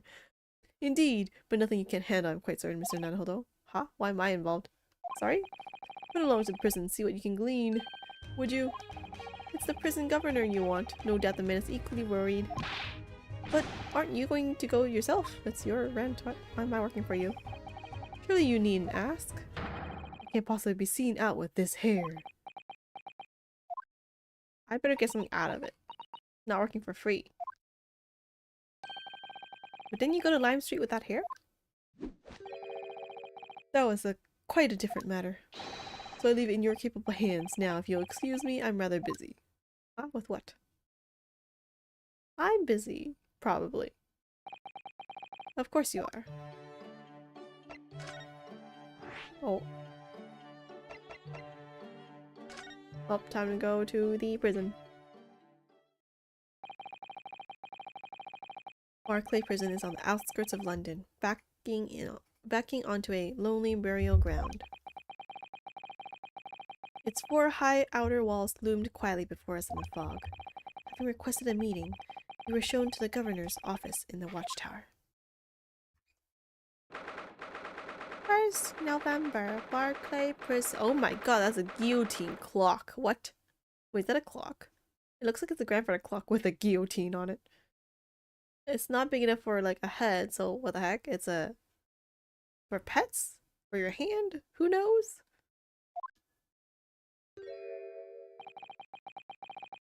This place is full of hardened criminals. Cannot? Can I remember the last time a civilian was down here? And you didn't, you didn't, what? And you didn't? You didn't want to? And you didn't want to talk to an inmate, but to me? Someone who really likes executions, I suppose. Imagine Scottish accent. Oh my god, what? Do you get who I am? I'm the governor, Berri Caden. Oh yes, it's a pleasure. I'm Ryunosuke Naruhodo, a defense lawyer. An Easterner, I see. Does that mean? Yes, I'm a visiting student of law from the Empire of Japan. Japan! Did you say Japan?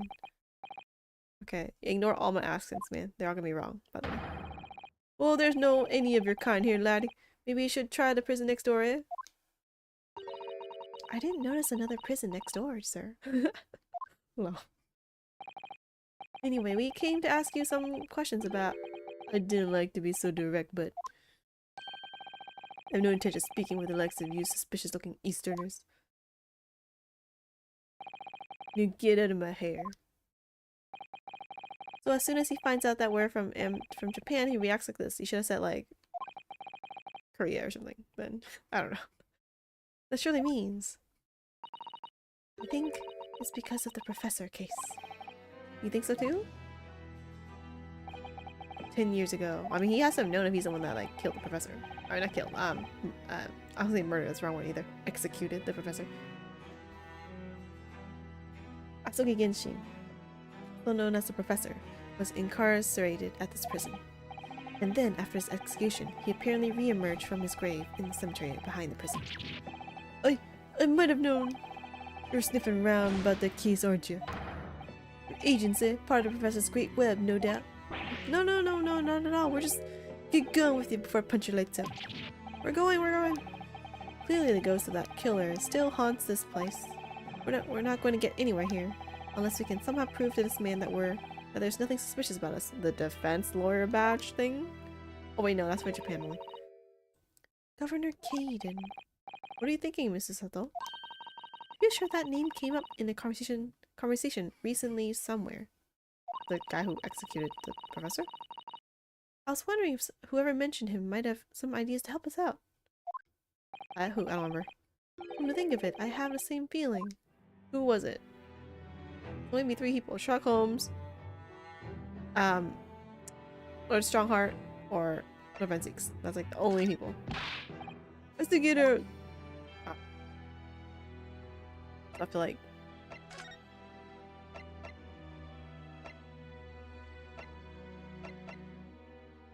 Can we just present this? Governor Caden, can I at least show you this? That's a no. That's a no. How many times can one man turn his back on you in a single conversation? Hey, now his back's open, you can have stab in the back. Backstab, ha. Defense lawyer! Nope. Okay. I like how he just turns back and then like he turns around again every time. Okay, well, I don't think we've visited this place for a while. See, wow, Susula gives me all the clues. I was very proud of that turning animation. Oh wait, what? That's a new. I didn't even know he was here. There's Gregson. Oh no, it's not. I lied. He has the same hat as Gregson, so I think Gregson, and he has a mustache too. That's Professor Mikotoba over there. Oh, hello you two. Wait. Oh, hello you two. I was just taking a moment to catch up on the world now that I'm unpacked. Where's Judge Jigoku? Yes, he's not the relaxing sort. He's taken himself off to pay his respects to all the legal bigwigs. We only just arrived in the country today? Goodness, he is full of energy.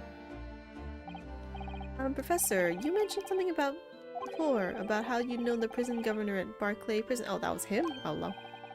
Oh, Governor Caden, you mean? So it is the same man. Father, you must speak with the governor. But he refused to talk to us. He said we were suspicious Easterners. Well, I'm sure if I accompanied you, it would be a very different story. Oh, would you? That'd be wonderful if you have the time now. Sadly, as you can see, I'm very busy at the moment. You're reading newspaper. What are you talking about? Busy drinking coffee on a comfortable settee? No, I have a rather lot to prepare for tomorrow, you know. Just give me your badge or something.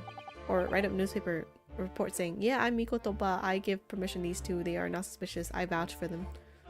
Oh, sorry, I didn't say that out loud, did I? You Mikotobas are alarmingly good at reading people's thoughts. Or could it be that you Naruhodos are alarmingly bad at hiding your thoughts? Let's not fall out now. I have an idea. See, I know it. He writes a paper. How does he know it's actually him, though? It's not like, you know, I could have forged it, right? Here's a letter of introduction for you. Hopefully when he receives my name, he'll change his tune. Ah, thank you. The letter of introduction has been entered into the court record. A note of introduction on our behalf from Professor Mikotoba to Governor Caden. Hopefully now he'll be willing to talk to us. Good luck then. Okay, let's go.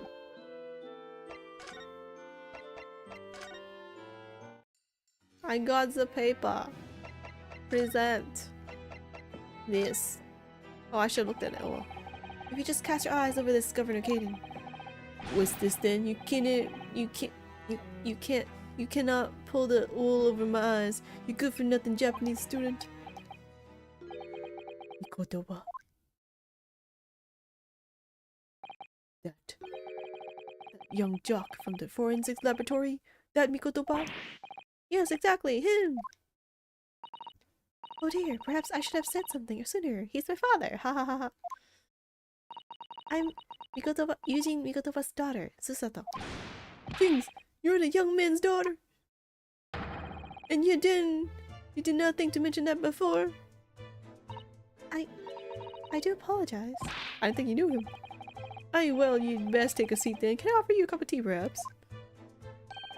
And don't forget, try one of these. Handcuff biscuits.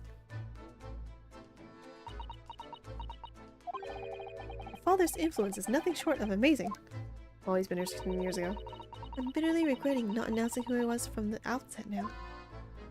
Well, I mean, it was only 5 minutes to spare, no worries. So then, what can I do for you, Hin? Hen? Oh, then. Well, we're currently investigating a case. It's one of your warders, you see. He's gone missing. That's right. It's surely been reported to you as well, being the prison governor. I have not heard of nothing of the sort. There's no missing persons in my prison. Oh, but how can that be? It's Mr. Daily Vigil, your chief warder. Hey, Vigil! That's right. His wife came to us and asked us to investigate his disappearance. Let's skip the part about him only going missing yesterday for now. Clearly that means something to him.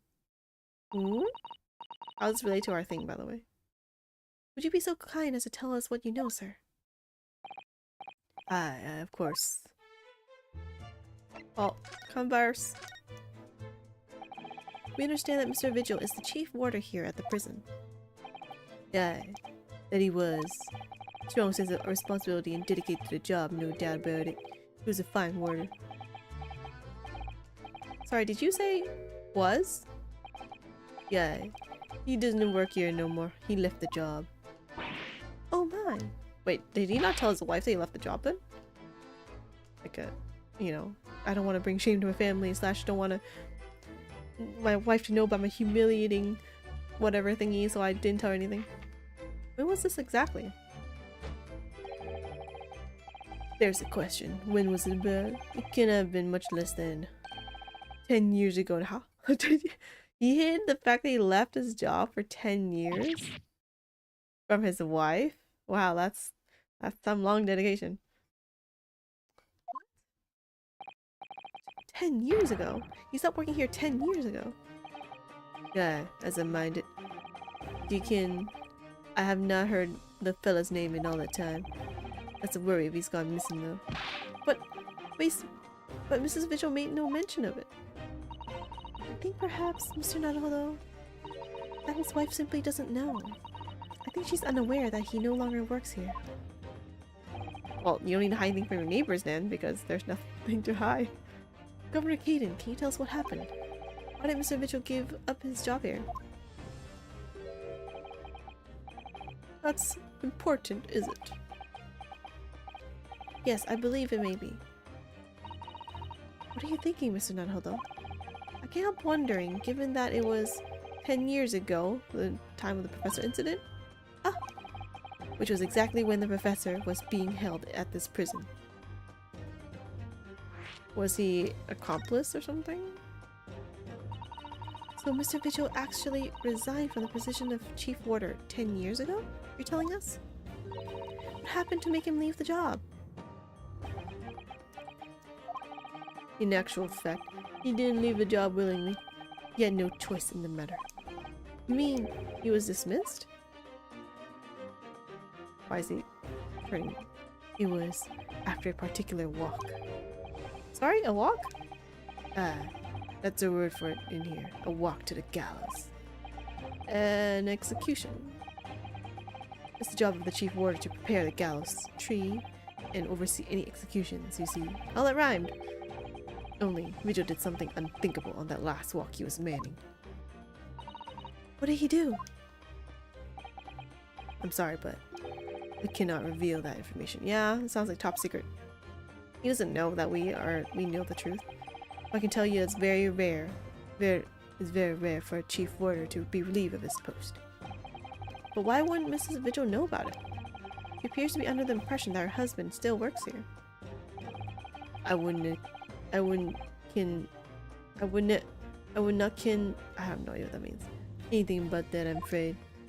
Can you perhaps answer one more question about the circumstances of his dismissal?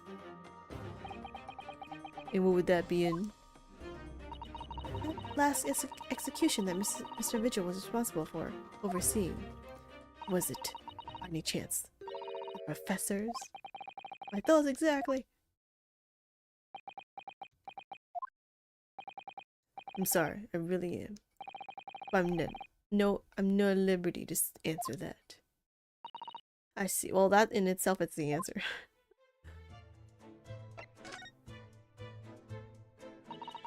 My father came to Britain all those years ago in order to study forensics medicine. But you seem to have been well acquainted. Well, now we're going to the bright matter now. The dead room, the prison, and the cemetery have a lot to do with one another. Well, somewhat bright. After all, they need fresh corpses for forensic research. Do you know? Maybe? Yes, I can imagine. The advancement of medical science isn't always particularly palatable. My father worked in a laboratory just on the far side of the graveyard, in the basement of St. Sinners. Still in use today. At Sinners? That's come up before, I'm sure. Yes, that's right. We've been there. Gotoba and I after used to ride in a carriage together and negotiate terms. More fresh material, I suppose? And we used to sit in here for hours and gab on about dissection and all sorts. Which shit takes me back. Over a pot of tea and a plate of handcuffed biscuits, of course. How charming. Can't tell that's sarcastic. I'm talking about corpses. Having tea, but okay. He was a good fella, your father, reliable and dead set on his work. But I'm afraid I'll never understand you Japanese. Are you talking about the murder guy now? Dude, he's just an outlier, possibly. If he was the murderer, I mean. Because of Genshin Asuki, I suppose.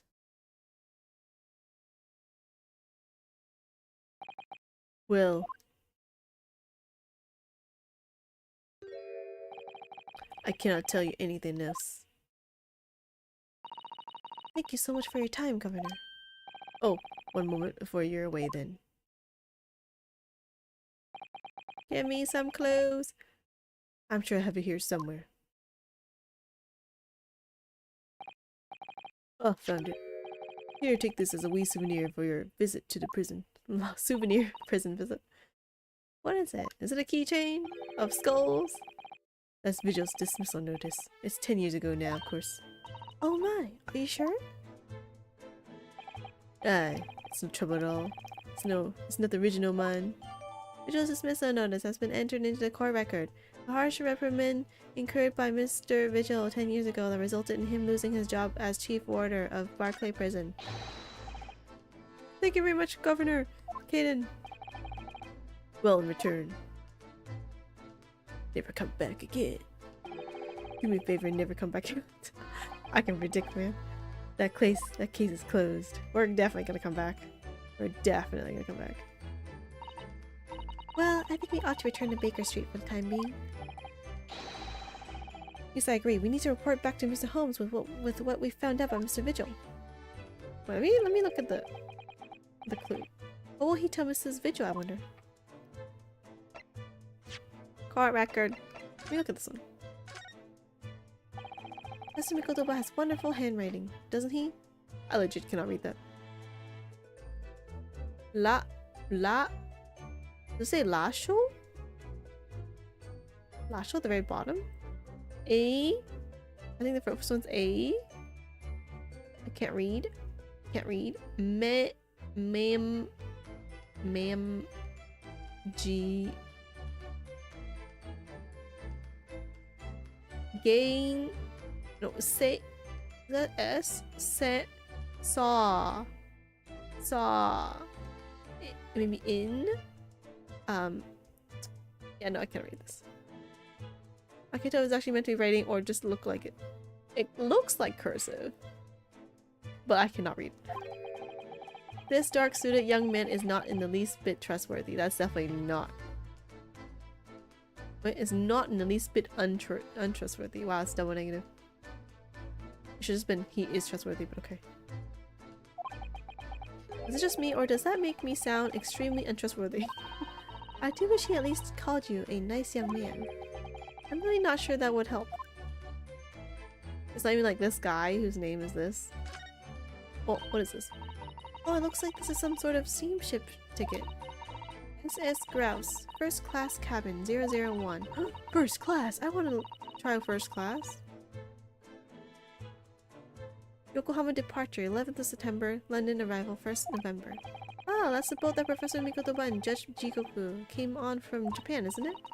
Yes, I think it called at Dunkirk on the north coast of France for a night before finally arriving in Dover. I think it's been almost a year since we arrived in Dover on the SS Berri. It seems a shame not to keep your ticket as a memento of your trip, don't you think? Oh, dude, I'm not the type that keeps tickets. Because they get lost somewhere. Yes, I agree. I have mine safely in my diary. I'm gonna keep mine in my wallet, so I have it with me at all times. I don't have too many cards in my wallet. Oh well, how strange. Where could have gone? Are you like this on purpose, Mr. Naruto? Did I imagine it, or was that comment accompanied by a little sigh? Wait, why is it important that it has to be updated? Oh. Why is this important? Can I read this as well?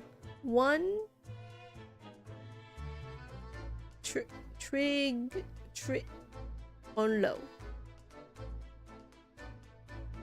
I was like, maybe it's in French, but like, it's not even. Maybe, actually, maybe I don't know. Notice of dismissal. Chief Warder Daily Vigil is relieved of his post with immediate effect for having violated Clause 132 of Her Majesty's Code of Conduct for Prisons. All rights to redundancy pay and other financial benefits are fully revoked. I wonder what 132 is. Reason for dismissal. Aiding and abetting the escape from this prison of convict blank professor just prior to his execution.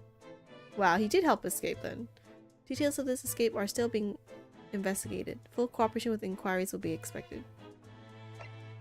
Additional notes. Indications are that the jailbreak plot was conceived prior to the convict's incarceration. It's believed that the convict engaged in some sort of negotiation with prison staff in order to secure assistance. Full disclosure of information regarding these negotiations will be demanded. One trip only maybe, but it didn't look right. Maybe it was in French. I think trip is just voyage in French. Oh, not this one. Wait, it is this one. It's voyage, but maybe. I don't know. Maybe a different language. Hey, look at this. I want to observe this one. Ah, look! We have an opportunity here now, while the governor's away. Listen, Naruto. You could be in prison if you were caught. That's a good point. Perhaps not then. Oh, lol. They don't let me investigate. Okay, let's go back. Wow, this is Susato's comment. Decorations in here in the governor's face. They're as terrifying as each other. I'm like, wow, it's such an insult to him.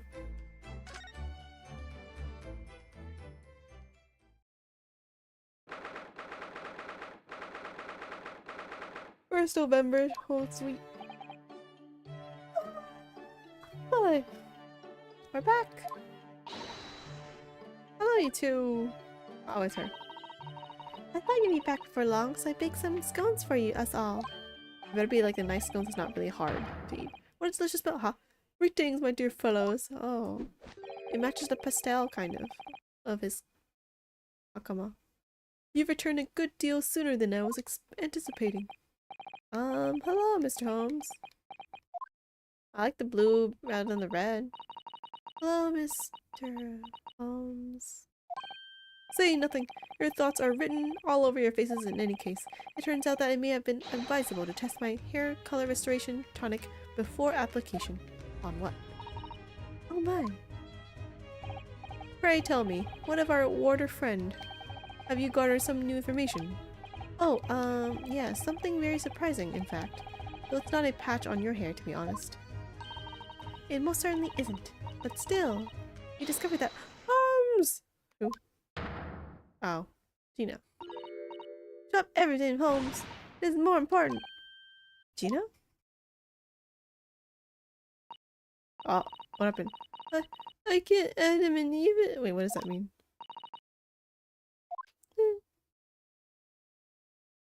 Something happened to Gregson? What's happened? Clearly a very grave matter indeed. For Miss Lestrade made no mention of my hair whatsoever. No time for jokes. It's the boss. I knew it. What do you mean? Inspector Gregson?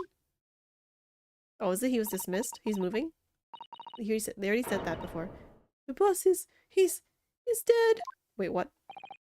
What? No, Gregson! They just found his body, shot with a pistol. What? No, I like Gregson and his chips.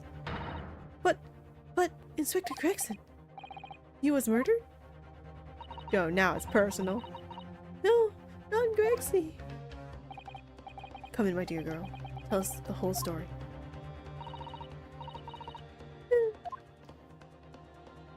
No, Gregson! Are you serious, Gina?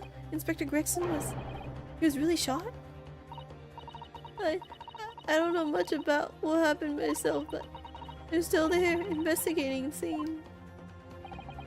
Where did this take place? A little rented room in a building full of flats on Fresno Street. Outskirts of town, nowhere near his home. He was perhaps investigating a case then. The thing is, no one at the yard knows nothing about no case around there. Oh, how strange.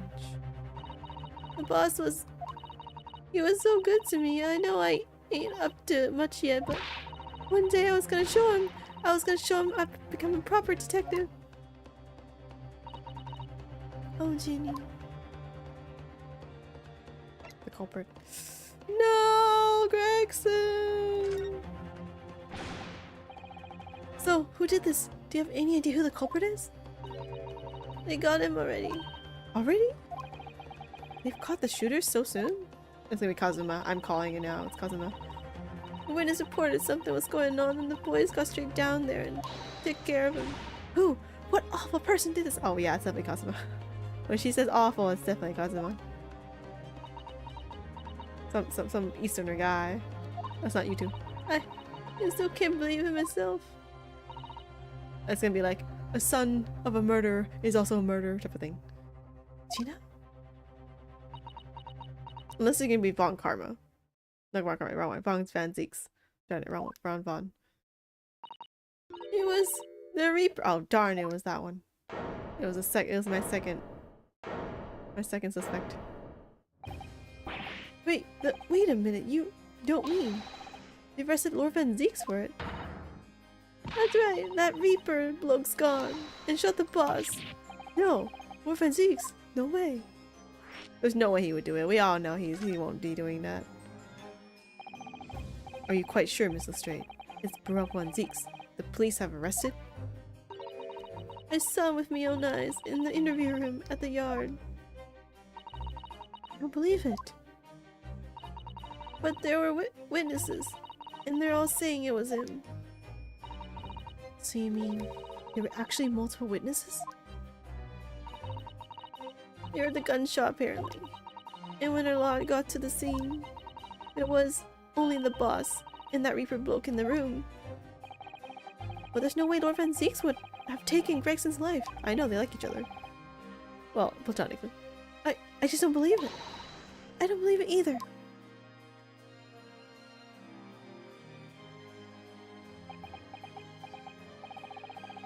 Thank you for informing us, Miss Lestrade. It really is most terrible news. I'm dreadfully sorry. What are you saying sorry for? You didn't do nothing.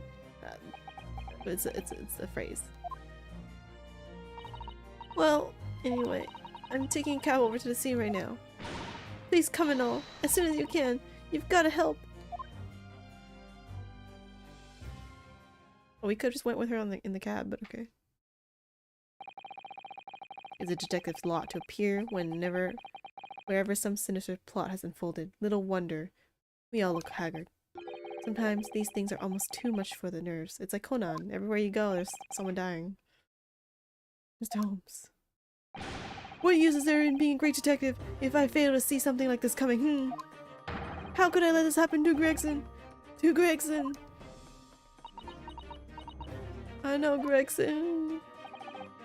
Mr. Naruhodo, I shall leave at once to begin my investigations. Of course. Yes, we will too. For Gregson, it would be helpful if you could talk to Mr. Reaper and see what you can glean. I'm sure you were intending to do so anyway. Wait, so now I'm defending the Reaper now? Until later then. Oh man, it's getting heated. Effing Gregson. Inspector Gregson, dead, and Lord Van Zeeks, arrested. Oh no, Susie! I've called you handsome. Oh, the cab thing? It's waiting outside. Thanks, Iris. Shall we go, Mrs. Soto? Yes. Let's go. Let's go. Oh. Wait, hidden room? Is that where we're supposed to go? Oh well, I already went here. 1st November, room on Fresno Street. Is this where Gregson lives? This really is an out-of-the-way part of London. Oh, where he was killed. I doubt many people find their way down this back street. So this dust-ridden, rented old room is where it happened then. So this is where poor Inspector Gregson lost his life. Yes, and the police are already hard at work investigating, it seems. So I'm gonna head out. Best of luck. Thank y'all. See y'all later. Thanks for the comments. I don't see Mr. Holmes anywhere though. Perhaps his investigations have taken him elsewhere. What do you think you're doing there? Every one of them drawers has gotta be taken right out so you can look underneath and all. I want the space above the ceiling checked, and don't forget to look inside the chimney stack too. He knows it's a thief. Blimey, ain't you lot never gone over in a house looking for dough when the owners are out of town? No. Well, her expertise is gonna come in handy. Gina's obviously got some unique investigative techniques she wants everyone to adopt. I'm surprised she could do this now. You think she'd be so sad that she can't work. So strong. Oh, you've turned up at last. Mind you, I ain't been here long myself. Hello again, Gina. Holmes has only just left. You're lucky you missed that. Wait, what? I went straight after them. How did he leave right? He went prancing around in here, pointing at stuff and flicking that hat of his and then just scarpered. She's so back to normal, but let's assume that she's trying her best to be normal. Okay, let's assume that, because otherwise it's kind of weird. Oh, he's finished investigating already, you mean? She should be more sad, obviously. Yeah, he didn't stop to say nothing to no one, not even me. Gina, would you mind if we investigated too? Listen, Odo, you're a lawyer, right? Yes, why? She looks serious now. Well, you're not thinking of trying to help that Reaper bloke, are you? Oh, poor Gina. She's never gonna forget, is she? That trial will haunt her forever. Gina, if you don't mind me saying, if Lord Van Zeeks really is responsible for this crime, he will be duly and fairly judged in court. Yeah, believe in the truth. I suppose you're right, yeah. Go on then, Odo. Get investigating. I want to know the truth about what really happened here. Thank you, Gina. Okay. Inspector Gregson. Gina, what was Inspector Grissom doing here in the first place? That's what I want to know. It's what? Half a year since I got out of the clink? That's when I decided to give up me diving and become a detective instead. Oh yes, Mr. Holmes twisted the inspector's arm to agree to take you on as apprentice, didn't he? Something like that, I think. Anyway, the point is, I didn't really know much about the boss till then. But it turns out, he's a bit of a legend at the yard. Goodness, really? Well, because of the adventures of Sherlock Holmes. I say he managed to solve some really tricky case. Just like that. He did? Yep. And ever since then, he started going out on all sorts of investigations, but always on his own. No one else at the yard even knows what half the cases he's working on are, apparently. That's not good if something happens to you, like right now. That's not how it's supposed to work, is it? So what was the legendary inspector doing in a dingy little room like this? I know he had a lot of respect for the Reaper and all. And look where that landed him. Respect for the Reaper? In what way? I heard him say as much. I take my hat off to that fella, were his words. Not how the general public feels, is it? Most people are terrified of the Reaper. We all know they're okay, man. Yeah, the boss said that's exactly why he respected the book. I didn't realize Gregson held the Reaper in quite such high regard. He said something else to me and all. That I didn't need to worry about the Reaper, because he only goes after people what are bad. It did kind of set my mind at ease when he said that. Right.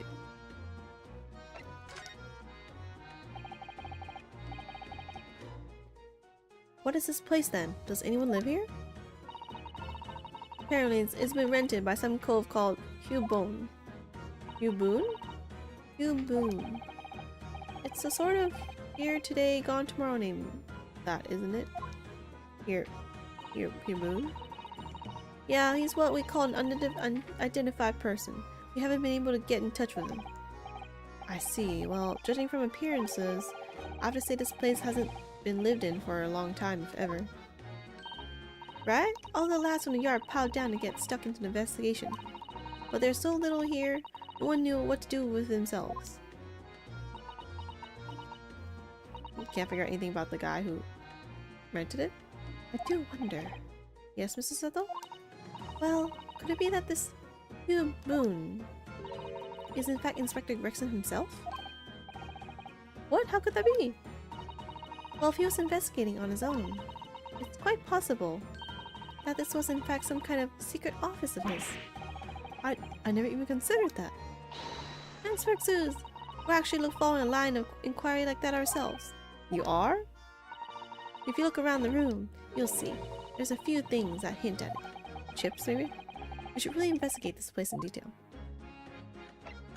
The incident. See, that's where the poor inspector was found, over there. Oh, where was their line? Yeah, that's right.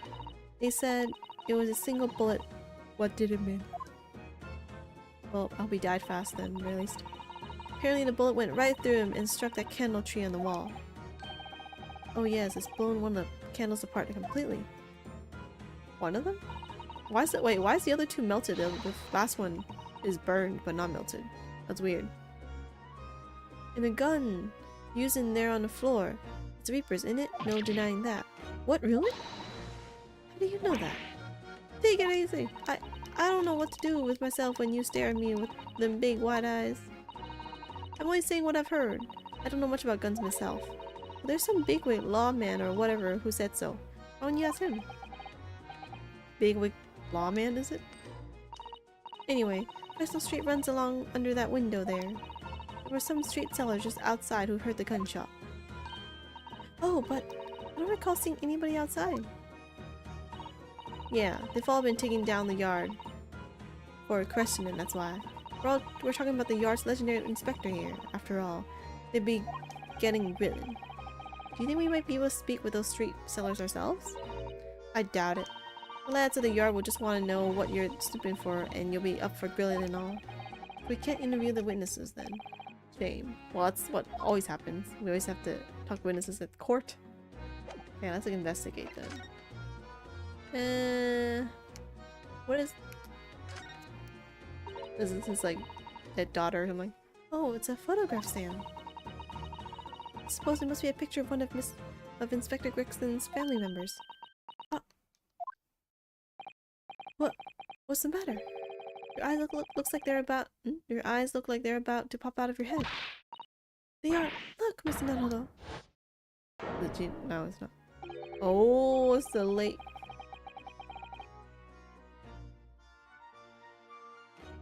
Vigil's not Gregson, right? It can't be, right? Unless he has like another secret identity. That doesn't sound right. Why do I feel like this woman is familiar somehow? Of course she's familiar. We met her only this morning. How do you forget that? You can forget yesterday's lunch, but you can't forget today's lunch, man. It's Mrs. Vigil! This makes no sense. Why would there be a picture of Mrs. Vigil in here? Maybe they're related, maybe they're relatives. To be frank, I don't think I've ever been more stumped. Sorry to say, I have no idea either. A photographic print of a smiling Mrs. Vigil in her younger years. It was found on a desk at the scene of the crime. Let's look at that, actually. Oops, wrong button.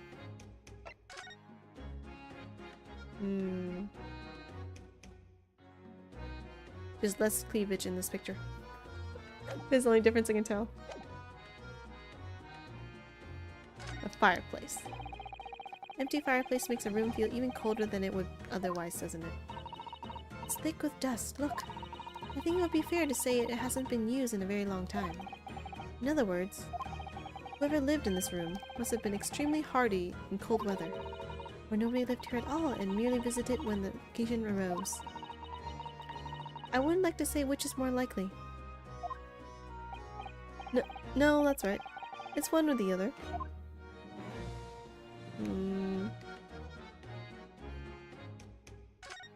What's this board? This looks like some sort of notice board or something. By gathering clues. And it's absolutely covered in scraps of paper.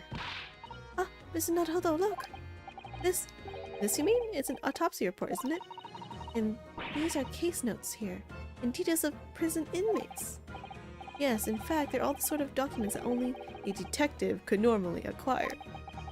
What on earth went on in this room? It's obviously a detective. Some old newspaper cuttings. Ah, and this one here. Oh yes, the advertisement, you mean? To the Red-Headed League. But why? What's that doing here? Whoever occupied this room was clearly interested in it for some reason. I knew those two thieves are gonna be related. They're probably the witnesses too. Excuse me? Sorry, sir. Can't see a thing, sir. Too many tears, sir. Right, perhaps I'd better leave you to your work then. Everyone's crying on the inside. What's his wig? He was trying to infiltrate the Red-Headed League people then. Since we came in here, I can't take my eyes off this thing. Oh, funnily enough, neither can I. It's a hairpiece. Or it's a hairpiece, isn't it? It is! A bright red hairpiece. And I suppose the fact that it's right there next to where the body was found means we have to accept that Inspector Gregson wore wigs, does he? Or does it? And in such a flame-colored red too, unless someone mistook him for some other guy, and then that's why Gregson was killed? That'd be a really sad death, though. Yes, that's a color we've come across very recently elsewhere, isn't it? Exactly! This is a vital clue, I'm sure of it! Oh, a flame red wig found at the scene of the crime. Presumably it belonged to Inspector Gregson. Oh, there's like blood or something on it. I can examine it. I've always wondered what the underside of a hairpiece looks like. It doesn't surprise me at all, Mr. Naruto. You always want to see what lies underneath. What lies beneath, don't you? I'm not sure that's quite how I put it. You must have to use a lot of bird lime to keep it in place on your head. It doesn't get blown off in the gust of wind, I mean. That might be a little inconvenient when you wanted to take it off again, don't you think? Is it like, I assume it's like glue? Nothing to investigate? Okay. Okay, got it. The body. So I suppose this is where the victim... That's right. Rope is laid around the body to show exactly how it was found. Poor Inspector Gregson himself has already been taken away. It would probably be under Dr. Stith's scalpel by now, if not for what happened last week. From the shape of the rope, it would appear that the inspector was curled up in a ball. Like a sleeping position. Are you feeling alright, Mr. Naruto? You look like you've just seen a ghost. I know it's just a robe, but, well, it conjures up quite a terrifying image, that's all. Especially with that bloodstain next to it. So he's shot in the stomach or something? How'd he hit the candle though? The candle's so high. Oh, I do understand. In some ways, what we picture in our minds can be even worse than reality. The sun is so strong though. She's taking this far better than I am. This candle thing is weird. One closer look. One of the candles in this candle holder has been completely blown off. Whoa. It looks like they replaced the candle. Because there's no way the three of them are not, like, lit at the same time. Yes, there's wax splatter on the wall behind. Look. On the wall too? Then I guess the candle was there in the beginning? I don't know. I suppose if a bullet had hit it. Wait. If all three of them were actually that height, and then a bullet went through, and then time passed until now, so the rest of them were still burning until now, then I guess it makes sense. I suppose if a bullet had hit it, it does seem likely that the bullet hit the candle, having first passed through the inspector's body. Ew. And that wax on the wall looks like blood to me. Wait, let me see. Let me check that one. That one looks suspicious. Yeah, it like burned the rest of it. So time passed before this was put out. And when was this put out? Maybe when the inspectors came? Who knows? Ah, there are some black marks here, look. Yes, they look like some sort of scorch marks. So perhaps a bullet struck the candle here, do you think? It's only this one candle that's been cracked in half, it seems. Yes, I think you might be right. Firearms are rarely used by criminals in Japan. So I'm afraid I'm not particularly knowledgeable about them. He's burned away now. Is that it? I guess that's it. Okay. The gun. So many evidence. That's presumably the murder weapon then. Oh my, it is real, I suppose? I think so. Guns are so rare in Japan, I really know very little about them. There's one way to know for sure, Miss Naruto. Fire a shot! No. Just have to no. No. If I did that, I'd be looking for a skilled lawyer to represent me in court next. Probably safer just to ask someone who might know, I think. Phil's revolver had been entered. Murder weapon that was found on the scene of the crime, but probably best to avoid handling it. So many evidence! Alright, let me click them all first then. Oh, what's this? Nutcracker? No, it's not. It would appear to be a little model policeman. It's rather charming, isn't it? In a way. Seeing as it's on the floor here, do you think it belonged to Inspector Gregson? It's a little hard to imagine Lord Van Zeek's playing with something like this and bring it with him. It's only about 8 centimeters tall. It could have fallen out of someone's pocket, I suppose. I think we should record it as evidence, just in case. Yes, I agree. It is rather delightful after all. In a way. It's not time for smiling when someone died in this room. But okay. The boarded windows. And the broken windows. Someone's very haphazardly nailed those boards over the broken glass, haven't they? You couldn't even really call it a window anymore. Well, if you remember the window in Mr. Natsume's room, that was totally blocked up with bricks. This one does at least let in some light, so you could say nothing more about it. I'm starting to feel even more sorry for Mr. Natsume now. That's it? What about this guy? Excuse me? No. You're looking down on us from the great beyond, Inspector. Don't worry. We'll look after things at the yard. I've interrupted some deep thoughts there. Okay, I think that's it for here. Let me observe the last two. I suppose this must have been the murder weapon. Oh my, it is real, I suppose? Oh wait, what the heck? It's the same conversation. Let me skip this then.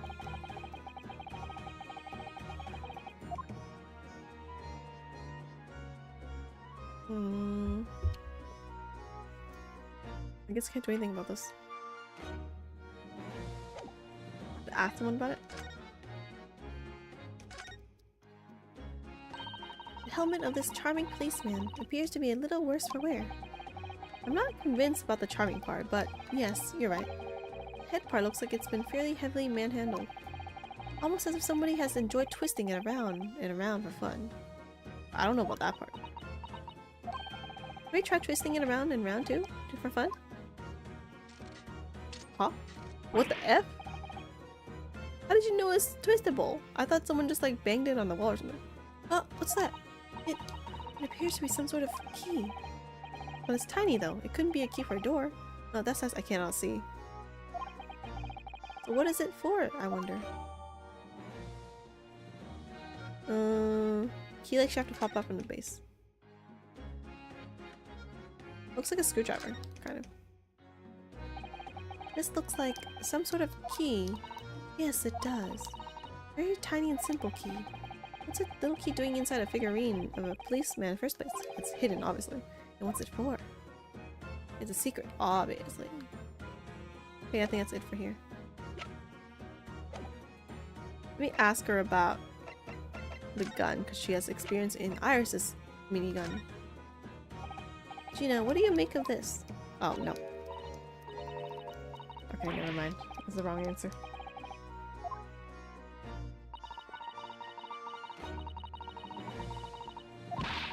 Starting to get the person who did this to the boss. Let me, like, present everything to her.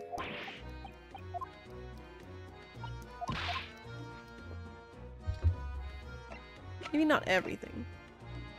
Maybe this girl? This lady? Nope, nope, never mind.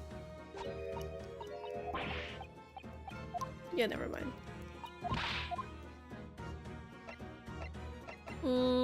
Okay. I think... Are we done here? Let me check. Yeah, Susato doesn't say anything else, so we're probably done here. Let's go to Lord Van Zeek's. No, dude. It's okay. It's my turn, best buds. It's now my turn to rescue you. 1st November, local present, cell 1. There he is. Lord Van Zeek's behind bars. For the first time. So it's true. He really was arrested.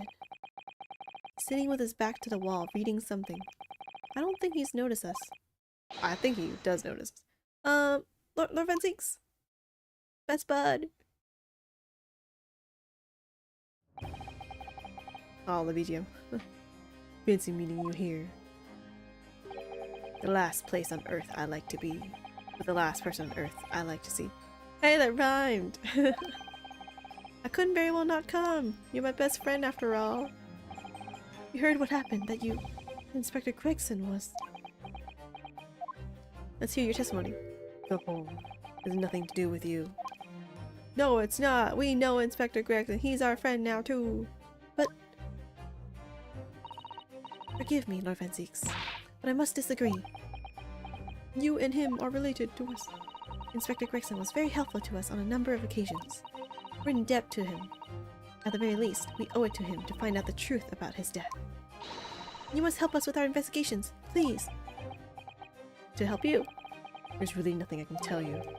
What were you doing reading at the back of the cell there? No, that's not the problem. You want to know what happened at the scene of the crime. Was it something related to the case? This. The Yard isn't quite so cavalier with its information as to share case details with the suspect. This is a letter from an old acquaintance. Let me see. Oh? Who might that be? Actually, that might be too personal. Someone you know as it happens. Albert Hairbrain. Oh, of course, yes. I keep forgetting that they went to the same university. And I would like to read my correspondence in peace. So let's get this over with, shall we? Oh, darn it, he didn't give it to us. What does he want to know? What happened at the scene of the crime and why were you there? Strange, I mean, let's face it, Lord Van Zeeks never minces his words. But you seem to have less bite than usual somehow. Well, suspect. Do BG. What happened? Can you please tell us your side of the story, Lord Van Zeeks? What happened? How much do you already know? We know that the inspector was shot dead in a small rented room on Fresno Street, and that you were found there by the police when they arrived on the scene and immediately arrested. We were told there was nobody else in the room, and that some witnesses heard the gunshot. Then you're well informed, and there's really nothing I can add. Huh? The truth is, I don't know what happened myself. What? Isn't like you heard a gunshot too, and then but you didn't fire it. But the gunshot, obviously you didn't fire the gun, did you? I'm not in the habit of shooting the people I work alongside. I also heard the noise. However, maybe he shot through the window. Oh, but the candle part means that if it shot the candle, that means you have to have been inside the room. It can't be the window. Before I had the chance to investigate, I was apprehended by the arriving officers. So he doesn't actually know what happened. If I might ask, what were you doing in that place to begin with? It's for a secret meeting with him and the inspector under a secret mission. But he can't say that because it's a secret, ha ha ha ha. I don't need to answer that. Yes, you do. You're a suspect. Oh. After all, you're not representing me. Oh, that too. He's going to need a lawyer, though. I'll do it. Do you have anyone to defend you, then? Who's going to be representing you in court, Levanzix? Can you represent yourself? I don't think you can. Because you're not allowed to investigate and stuff. Anyone other than you, I should imagine. Would I be right in assuming that you have no representation as yet? Defense lawyers shy away from any trial involving the Reaper, as I'm sure you know. But this is different. In my career, of all the defendants I've prosecuted, only 19 have ever been acquitted. 19 out of what? Like, out of what? Of them, 16 subsequently died in mysterious circumstances. Questions will be asked now. Surely not. I assure you, no defense lawyer will want to touch me with the end of a barge pole. But you didn't actually have anything to do with those people's deaths, did you? Why am I doubting him now? It's been 10 years now that I've been known as the Reaper of the Bailey. Believe me, nobody wants to know the true identity of this killer more than I. However, I'm telling you, it's his brother secretly in hiding. It seems things may come to a head before I have the chance to uncover the truth about that. What does he mean by that? He's undercover! Secret mission! To discover the truth! After the trial, Professor Harebrain was supposed to go straight back to Germany, I thought. Coming from Germany? It's a letter to inform me of his safe arrival at home. I arranged his passage by sea and rail. Oh yeah, because he doesn't want the guy to be killed just in case, so he sent him out of the country. It's a relief, I must say. He should now be beyond the reaches of the Reaper. I mean, Gina's not dead. Because the Reaper doesn't follow people abroad, you mean? Yes, so it seems. Your stooped little Nipponese friend, for example. You told me he was keeping well in Japan when I inquired the other day. Or inquired the other day, whatever. Yes, that's right. He's an author now, happily working in Tokyo. Wait, Tokyo or Edo? I forget when the name got changed. So Professor Harebrain is safely back in Germany now. He is. But Gina was a suspect, wasn't she? But she's alive. What about that? So it appears our conversation has run dry. It was a 2-second silence, that's all. It's not done yet.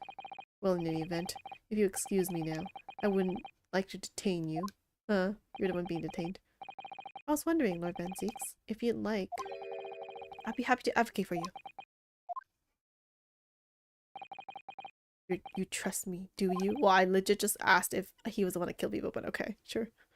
Yes, I trust you. You know, ignoring what I said 30 seconds later. Or 30 seconds before. I've heard you speak many times in court. I've seen how you treat people. I'm quite sure that you would never have taken another's life. It's just, my feelings can't be used as evidence in a court of law, sadly. He's gonna laugh at me. No. It's a very gracious offer. However, I trust no one. Lol. That's something to trust then. You have no one representing you. You don't need to trust me for me to represent you. Oh, no. I guess you do. You're gonna tell me stuff. What? Not the police, not the judiciary, and not you, Nipponese. But please! We're best buds! I have no intention of engaging your services. but no one's gonna represent you. The chasm between us is just too wide and too deep, it seems. I'd appreciate it if you don't visit again. Then neither of us will have to waste any more time. No. Nowhere to go, so he just sits back in his chair. Perhaps we need to dig a little deeper and find out more about Lord Van Zieks and what happened to Inspector Gregson. We already did! Huh? Wait, I can't present anything, huh? Okay, never mind. Oh, what else is there? Oh, Lord Chief Justice's office. I'm going everywhere today. Multiple times. You've made good time. I took an express train back to London. Who? I can hear Lord Strongheart. Can you? Yes, it sounds as though he's talking to someone. Let's Kazuma! Is everything in place? I had a private compartment on the train. Huh? What was his voice again? I had a private compartment on the train so I could check out all the paperwork. It's Kazuma-sama! Secret mission. Oh, your timing is impeccable. It is? No doubt you have heard the sickening news about the Reaper's latest devilry. Yes. I'm sure you don't believe it, of course. I'm sure you don't believe it, of course, though, Lord Strongheart. That Lord Van Zieks could have done such a thing to Inspector Gregson. Wait, why are you... I believe only in the facts. And the facts in this case point to one thing. The unavoidable accusal of Lord Van Zieks for this crime. We must bring charges against the Reaper for taking the life of our legendary detective. Oh no, surely not. I mean, he is a suspect. It is a truly regrettable situation. Tomorrow, the Forensic Science Symposium finally begins. At the very least, though, we can show the world our justice system's swift and equitable process. Wow, all in one day? You're gonna, like, call someone guilty? So does that mean the trial is tomorrow? That's so fast. We don't have evidence yet and information. Precisely.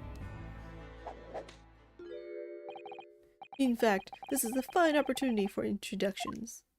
I already know him. You already know that I know him. Kazuma.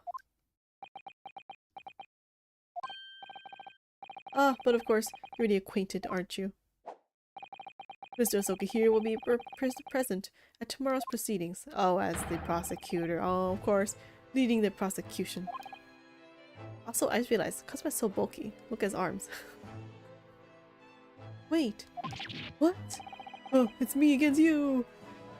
Kazuma. As I'm sure you're aware, he's a very capable practitioner of law. Kazuma-sama, a prosecutor? I thought you wanted to be a defense lawyer! Oh, dude, he's just like in the back with his arms crossed. It's like... Also, his belt is so weird. The one that's tied to, like, his waist? It's weird. Can I examine him? I can! I'm sorry for all the worry I've caused you, but you'll be alright now. Is your memory completely returned? Yes, completely. I remember everything. Oh, the BGM. I like this BGM. Including what I was coming here to do. Right. Kazuma-sama, I can't tell you how happy I am to see you alive and well like this. But how did you come to be here in London when you were suffering from amnesia? It was a voice. This past year, I've been hearing it in my head constantly, saying the same thing over and over. Go to London. That's where your destiny awaits. What? Some god thing? It was that voice that guided me here to London. I'm so sorry for what's happened. Wait, he has two things on his waist. What are they? Anyway, my memory might have returned to me, but there's something that won't return to the way it was before. Huh? What do you mean? I'm a prosecutor now, so I'm sure our paths will cross again very soon. No, you want to be a defense lawyer? Wait, what is that in his waist? What is this? Wait, what is this? Wait, this is a sword, right? Is that a rapier? Oh, he had a rapier or whatever, saber, rapier thing, whatever it's called. Anyway. Tomorrow's trial. I'm sure you can imagine that tomorrow's trial will be closely followed all over London. In fact, now people all over the Empire will be watching closely to see how it unfolds. There's no salvation for anyone in the trial prosecuted by the Reaper of the Bailey, and now the Reaper himself must stand in the dock. Quite so. The public wants answers about the Reaper. Answers about how and why those who escaped conviction subsequently died mysterious deaths. Wait, that has nothing to do with the fact that... Nothing to do with this case, though. The Lord Van Zieks firmly denies any involvement in such matters.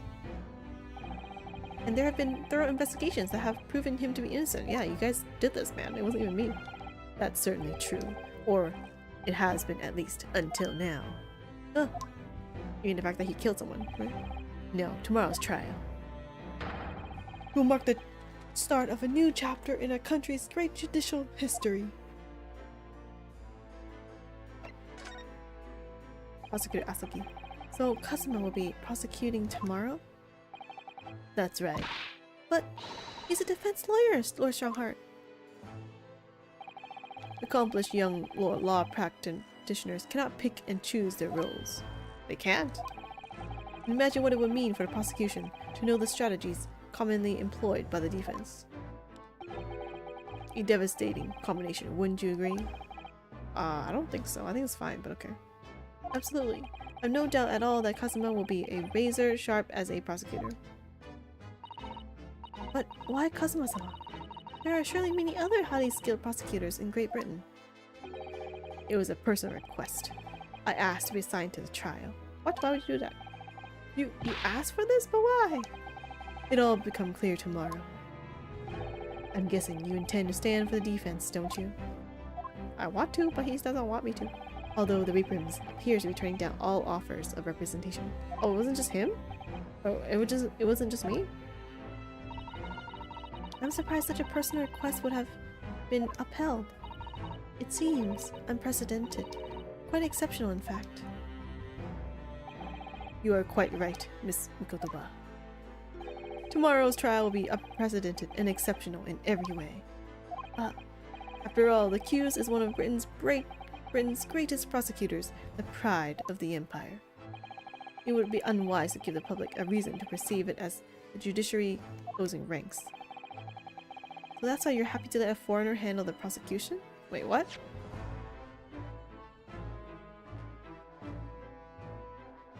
I'm not quite sure, but okay. Yunosuke, let's see how your skills have been honed. After practicing law in this land for so many months. Kazuma, I don't understand why you're being so hostile to me now. This isn't going to end well, my friend. My learned friend. Why? Oh yes, we noticed that there was a gun at the scene of Inspector Gregson's death. Do you know if it belongs to Lord Van Zieks? That would be a question for the lead detective investigating the scene. Well, the thing is, she wasn't sure, so she told me I should ask someone higher up who might know. That's right, Mr. Naruhodo. Be direct. It's certainly a model that's issued to all personnel involved in law enforcement, yes. Which includes prosecutors, as I'm sure you can imagine. What about Gregson? In that case, it could actually have belonged to the victim. Yeah, that's what I thought too. No, Gregson had his gun on his person. What about Lord Van Zieks? He claims it's currently not in his possession. What? Oh, so it was stolen from him? According to his story, he lost it a couple of days ago. You know how all of these murders usually go. In short, it's more than a little suspicious. But just because the gun in question is the same type as the defendant's, there's no proof that it's actually his. No, of course not. Nevertheless, the situation is grave for Lord Van Zieks because he was the only one in the room.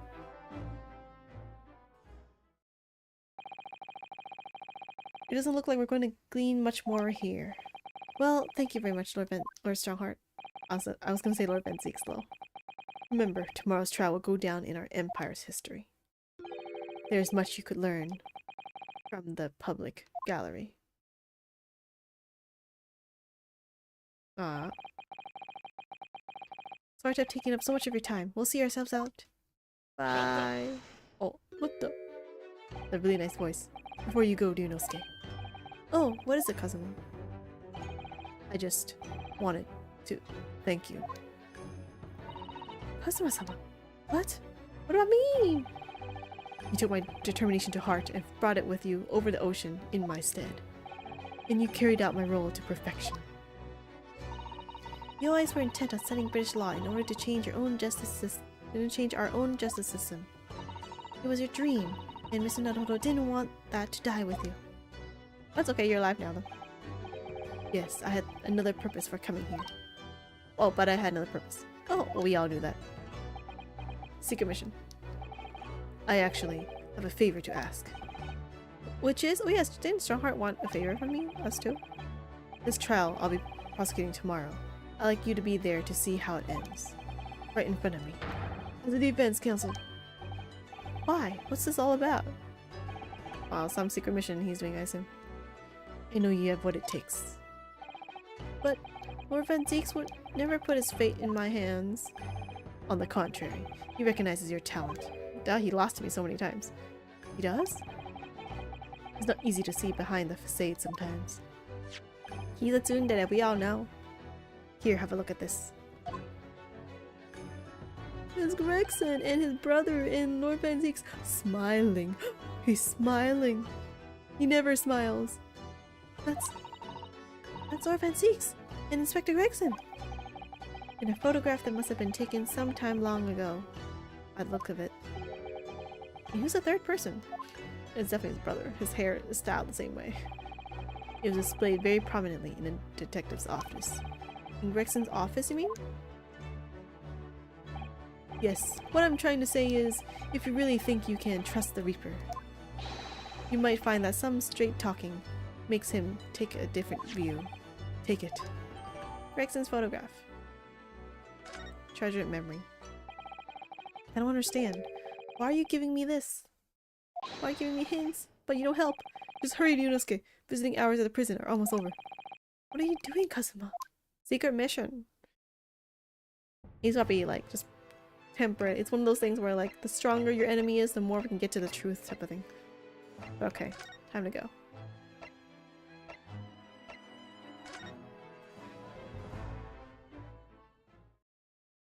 We're back!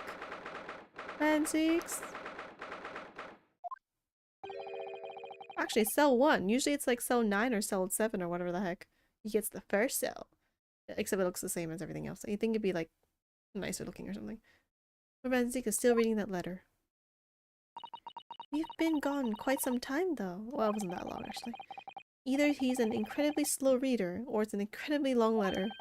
I might even be able to read English faster than he can. He's rereading it, obviously, from his dear friend in time for comfort. I was intending to ignore you entirely. But I can't turn a deaf ear to such an insulting Nipponese. Oh, sorry, I didn't think you'd hear that, even though we were just in front of the cell, but okay. I had the case notes brought to me in secret. I was reading them to pass the time. Of course he was. But how dare you insult me by saying I'm a slow reader? Yes, we heard that your trial's set for tomorrow. Which is none of your business. So, have you found a lawyer? How many times must I reiterate the same thing? This is nothing to do with you. In other words, no. We were just talking to Lord Strongheart and the prosecutor for your trial has been decided. I'd expect nothing less. Though I have no idea who it is. It's going to be Kazuma Asogi. Asogi? That made a color drain from his face. He's like, my apprentice, the one I treasured. He's now against me. Well then, it seems I'm going to have to engage in conversation with you again after all. Wait, why? What does that have anything to do with anything? 10 years ago, my older brother, who was the director of prosecutions at the time, was murdered. And the killer, as you know, was a visiting student from the Far East. Not a single day goes by when I don't curse the name Asogi. But you figured out that he's actually the son. And you're like, oops, well, the apprentice I was actually looking for, yeah, is actually the son of the killer of, you know, my brother, but okay. Genshin Asogi was Kazuma-sama's father. So what cruel twist of fate is this now, 10 years later? The man's son is to crucify me in some kangaroo court. Why kangaroo? I still don't understand why Lord Strongheart apprenticed Kazuma to you. But I didn't know. That's what he does. No doubt he knew of the young man's true identity from the outset. He does it just cuz? Mess with him? What? Why? What could he have been hoping to achieve? And let's not forget that it was only 8 days ago that Kazuma recovered from his amnesia. Why would Lord Strongheart assign this trial to somebody like that? Asogi. Maybe he wants to know the truth. That name is the very epitome of my bane. The bane that is you, Nipponese. Right, your hatred of us, of all us Japanese. The Nipponese bane. I'd only just been appointed as a prosecutor when it happened 10 years ago. My brother Clint, director of prosecutions, was hunting down a mass murderer, the so-called professor, assigned to the investigation as his partner, was a certain visiting student dispatched from Scotland Yard. And that was Genshin Asogi. He was working with the murderer on the trial, or on the case to find the murder. Oh my god. Exactly. It's like, oh, betrayal. I developed a deep respect for the man. He seemed noble-minded and chivalrous in the extreme to me. But none of us saw the true nature of the man. So I lost everything when it happened. My esteemed brother, the people I believed in. Any semblance of right prevailing over wrong. Oh, how awful. To avenge my brother, I prosecuted in Asogi's trial. He wouldn't ordinarily have been allowed, but I beleaguered the ascribed prosecutor until he consented. What do you mean by the ascribed prosecutor?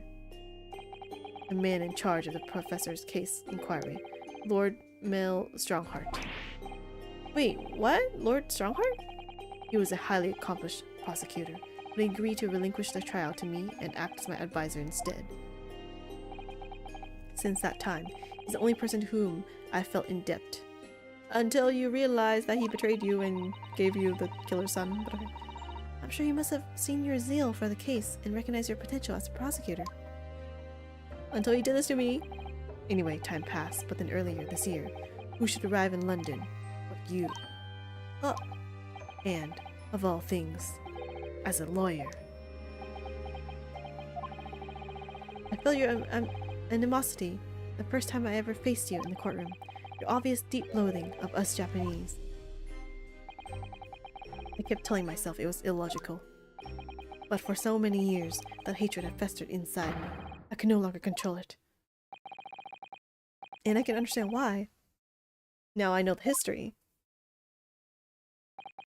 But in the same way that I've long felt the Nipponese to be the bane of my life, to Kazuma Asogi, I am the bane of his. The Reaper who sent his father to the gallows. Aw, that would suck if he was actually innocent. He's looking for revenge and he intends to take it in court tomorrow. I don't think so. Does he even know? I don't know. Does he know his father well enough though? I have no idea. Gregson's transfer to the Paris Police Prefecture had finally been arranged for the coming month. But he'd never made it to France now. He'll never make it to France now. It's a tragedy. Oh yes, come to think of it, he did mention something about that, didn't he? I wonder, does it happen often? Being transferred internationally, I mean. It's the first time I've ever encountered it. Actually, maybe he was actually killed to be silenced because he knew something he shouldn't have. They were going to transfer him, but they're like, nah, he knows too much now. Kill him now. Oh.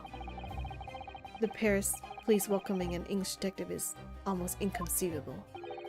I can imagine what kind of magic Gregson must have worked to put that arrangement in place. Maybe he was trying to leave. I have no idea anymore. Sounds like that mystery has even the Reaper perplexed. I'm afraid to say that we were very ignorant about Inspector Gregson's standing.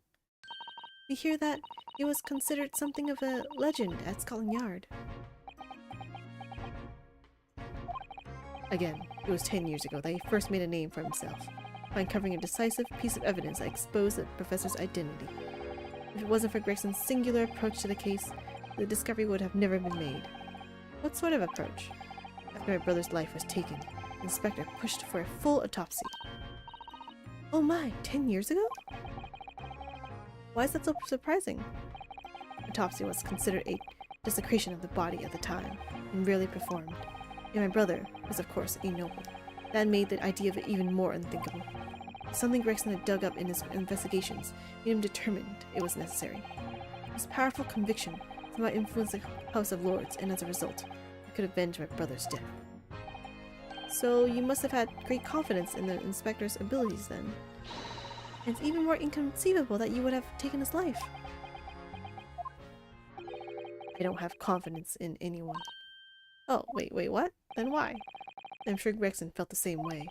I've no doubt he thought of me only as the ominous Reaper, just like the rest of London, until we have his photograph that shows your picture of you and your brother. What really went on between Lord Van Zeeks and Gregson, I wonder? What was the true nature of the relationship? I already know that. Let me do this now. Yeah, picture. Oh wait. Oh no! No! No! No! Darn it, it's gonna replay everything. Make it fast. Can I skip this? I cannot.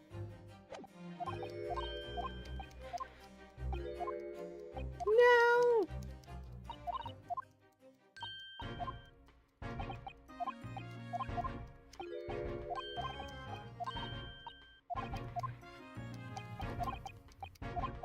Great time to drink milk tea. Still warm. Yay. Oh, here it is. Okay. What really went on, yada yada. Okay. Go back. Present! A picture of you guys being best buds. Lord Van Zeeks, we came by this old photograph. Where did you get that? It's my brother, when he was alive. It was taken when I became a qualified prosecutor. It's almost unbelievable. I assumed it was long lost. Is the man on the left there? Yes, that's my brother. Clint. Oh, person on the left is Lord Clint Van Zeeks. It had to be, really. They look so alike. Their hairstyle, too. Apparently, this picture was prominently displayed in Gregson's office. He had a deep respect for you, you know. Were you aware of that? Respect? That's nonsense! No, we've heard someone attest to it very clearly. Inspector Gina Lestrade, no less. Now it's like, I hope he didn't kill the guy, but like if he did, it'd be like, oh man, I killed the guy who thought of me as a best friend when I didn't think of him as one. That'd be really sad. Death. But anyway. Well, maybe once, yes. There was a time things were like that. We were brothers in arms, jovially discussing the future of justice and other such lofty subject matter. That was a nice glimpse of the past. Thank you. But that changes nothing! I feel so I got a nice glimpse of the past then, too. There was a glimmer of light in his eyes, a brief twinkle, an insight into the true nature of this man known to all as a stone-cold reaper of the Bailey. Okay, what about the gun? About the gun you used to shoot the inspector that was found at the scene. Yes, that's not mine. Really? Because common opinion seems to be that it is. What do you expect me to say to that? Lord Strongheart informs us that you claim to have misplaced your firearm. As embarrassing as that is, I'm afraid it's true. When did you lose it then? A couple days ago, right? I don't know. Oh!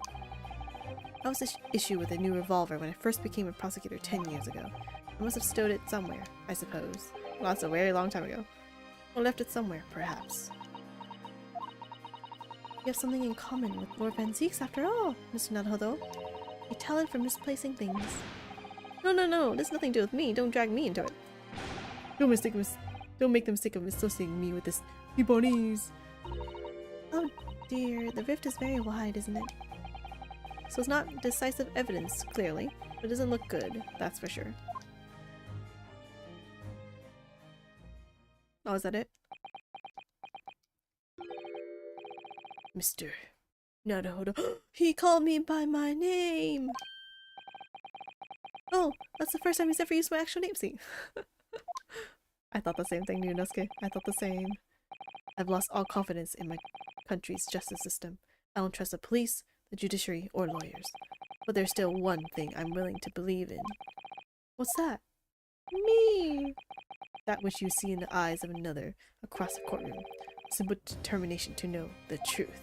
So, me! What Fantiques? From the very first time we clashed in the Bailey, almost a year ago now, I fell in love with you. Just kidding. I couldn't deny it, even though I dearly wished I could. It was love. He was a loathsome Hipponese who has absolute integrity as a lawyer. Wow.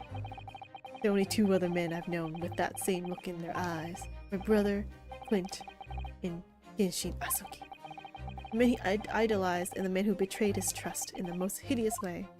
I think he was probably framed. That'd be nice if it was framed. Nice twist. When you showed me that photograph just now, it reminded me. You mean this photograph? Back when I was able to laugh, I was free of the shackles of mistrust that plague me now. I look to the future with hope. Since then, I protected myself against betrayal by refusing to trust anyone. But at times, the mire into which I've sunk makes it almost impossible to breathe. I'm so sorry. So, Mr. Naruhodo, I want to believe in that look in your eyes. I need to believe in it. In tomorrow's trial. Will you advocate for me? Oh, he believes in me. He believes in me. Of course I will. It would be an honor. I'm so pleased, Mr. Naruhodo. And my life is in your hands. For Lord Van Zieks, that must have been an incredibly hard thing to ask, which is why I simply cannot let the man down. Tomorrow, in the Old Bailey, against my old friend, Kazuma. Ah! To be continued! But now we will defend the Reaper. My new best bud facing against my old best bud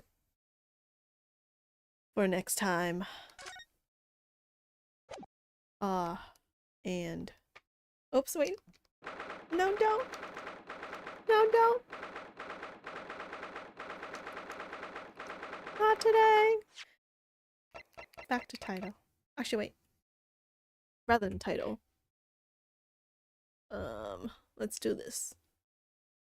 Let's go back to the previous BGM.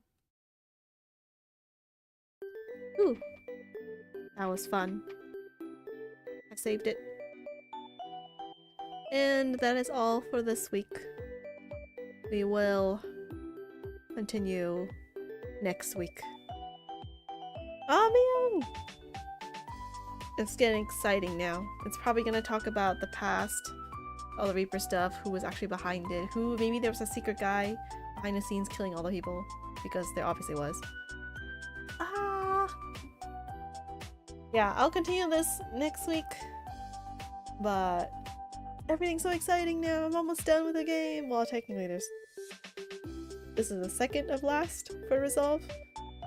I want to finish this, and then we can go on to different games after that. But yeah.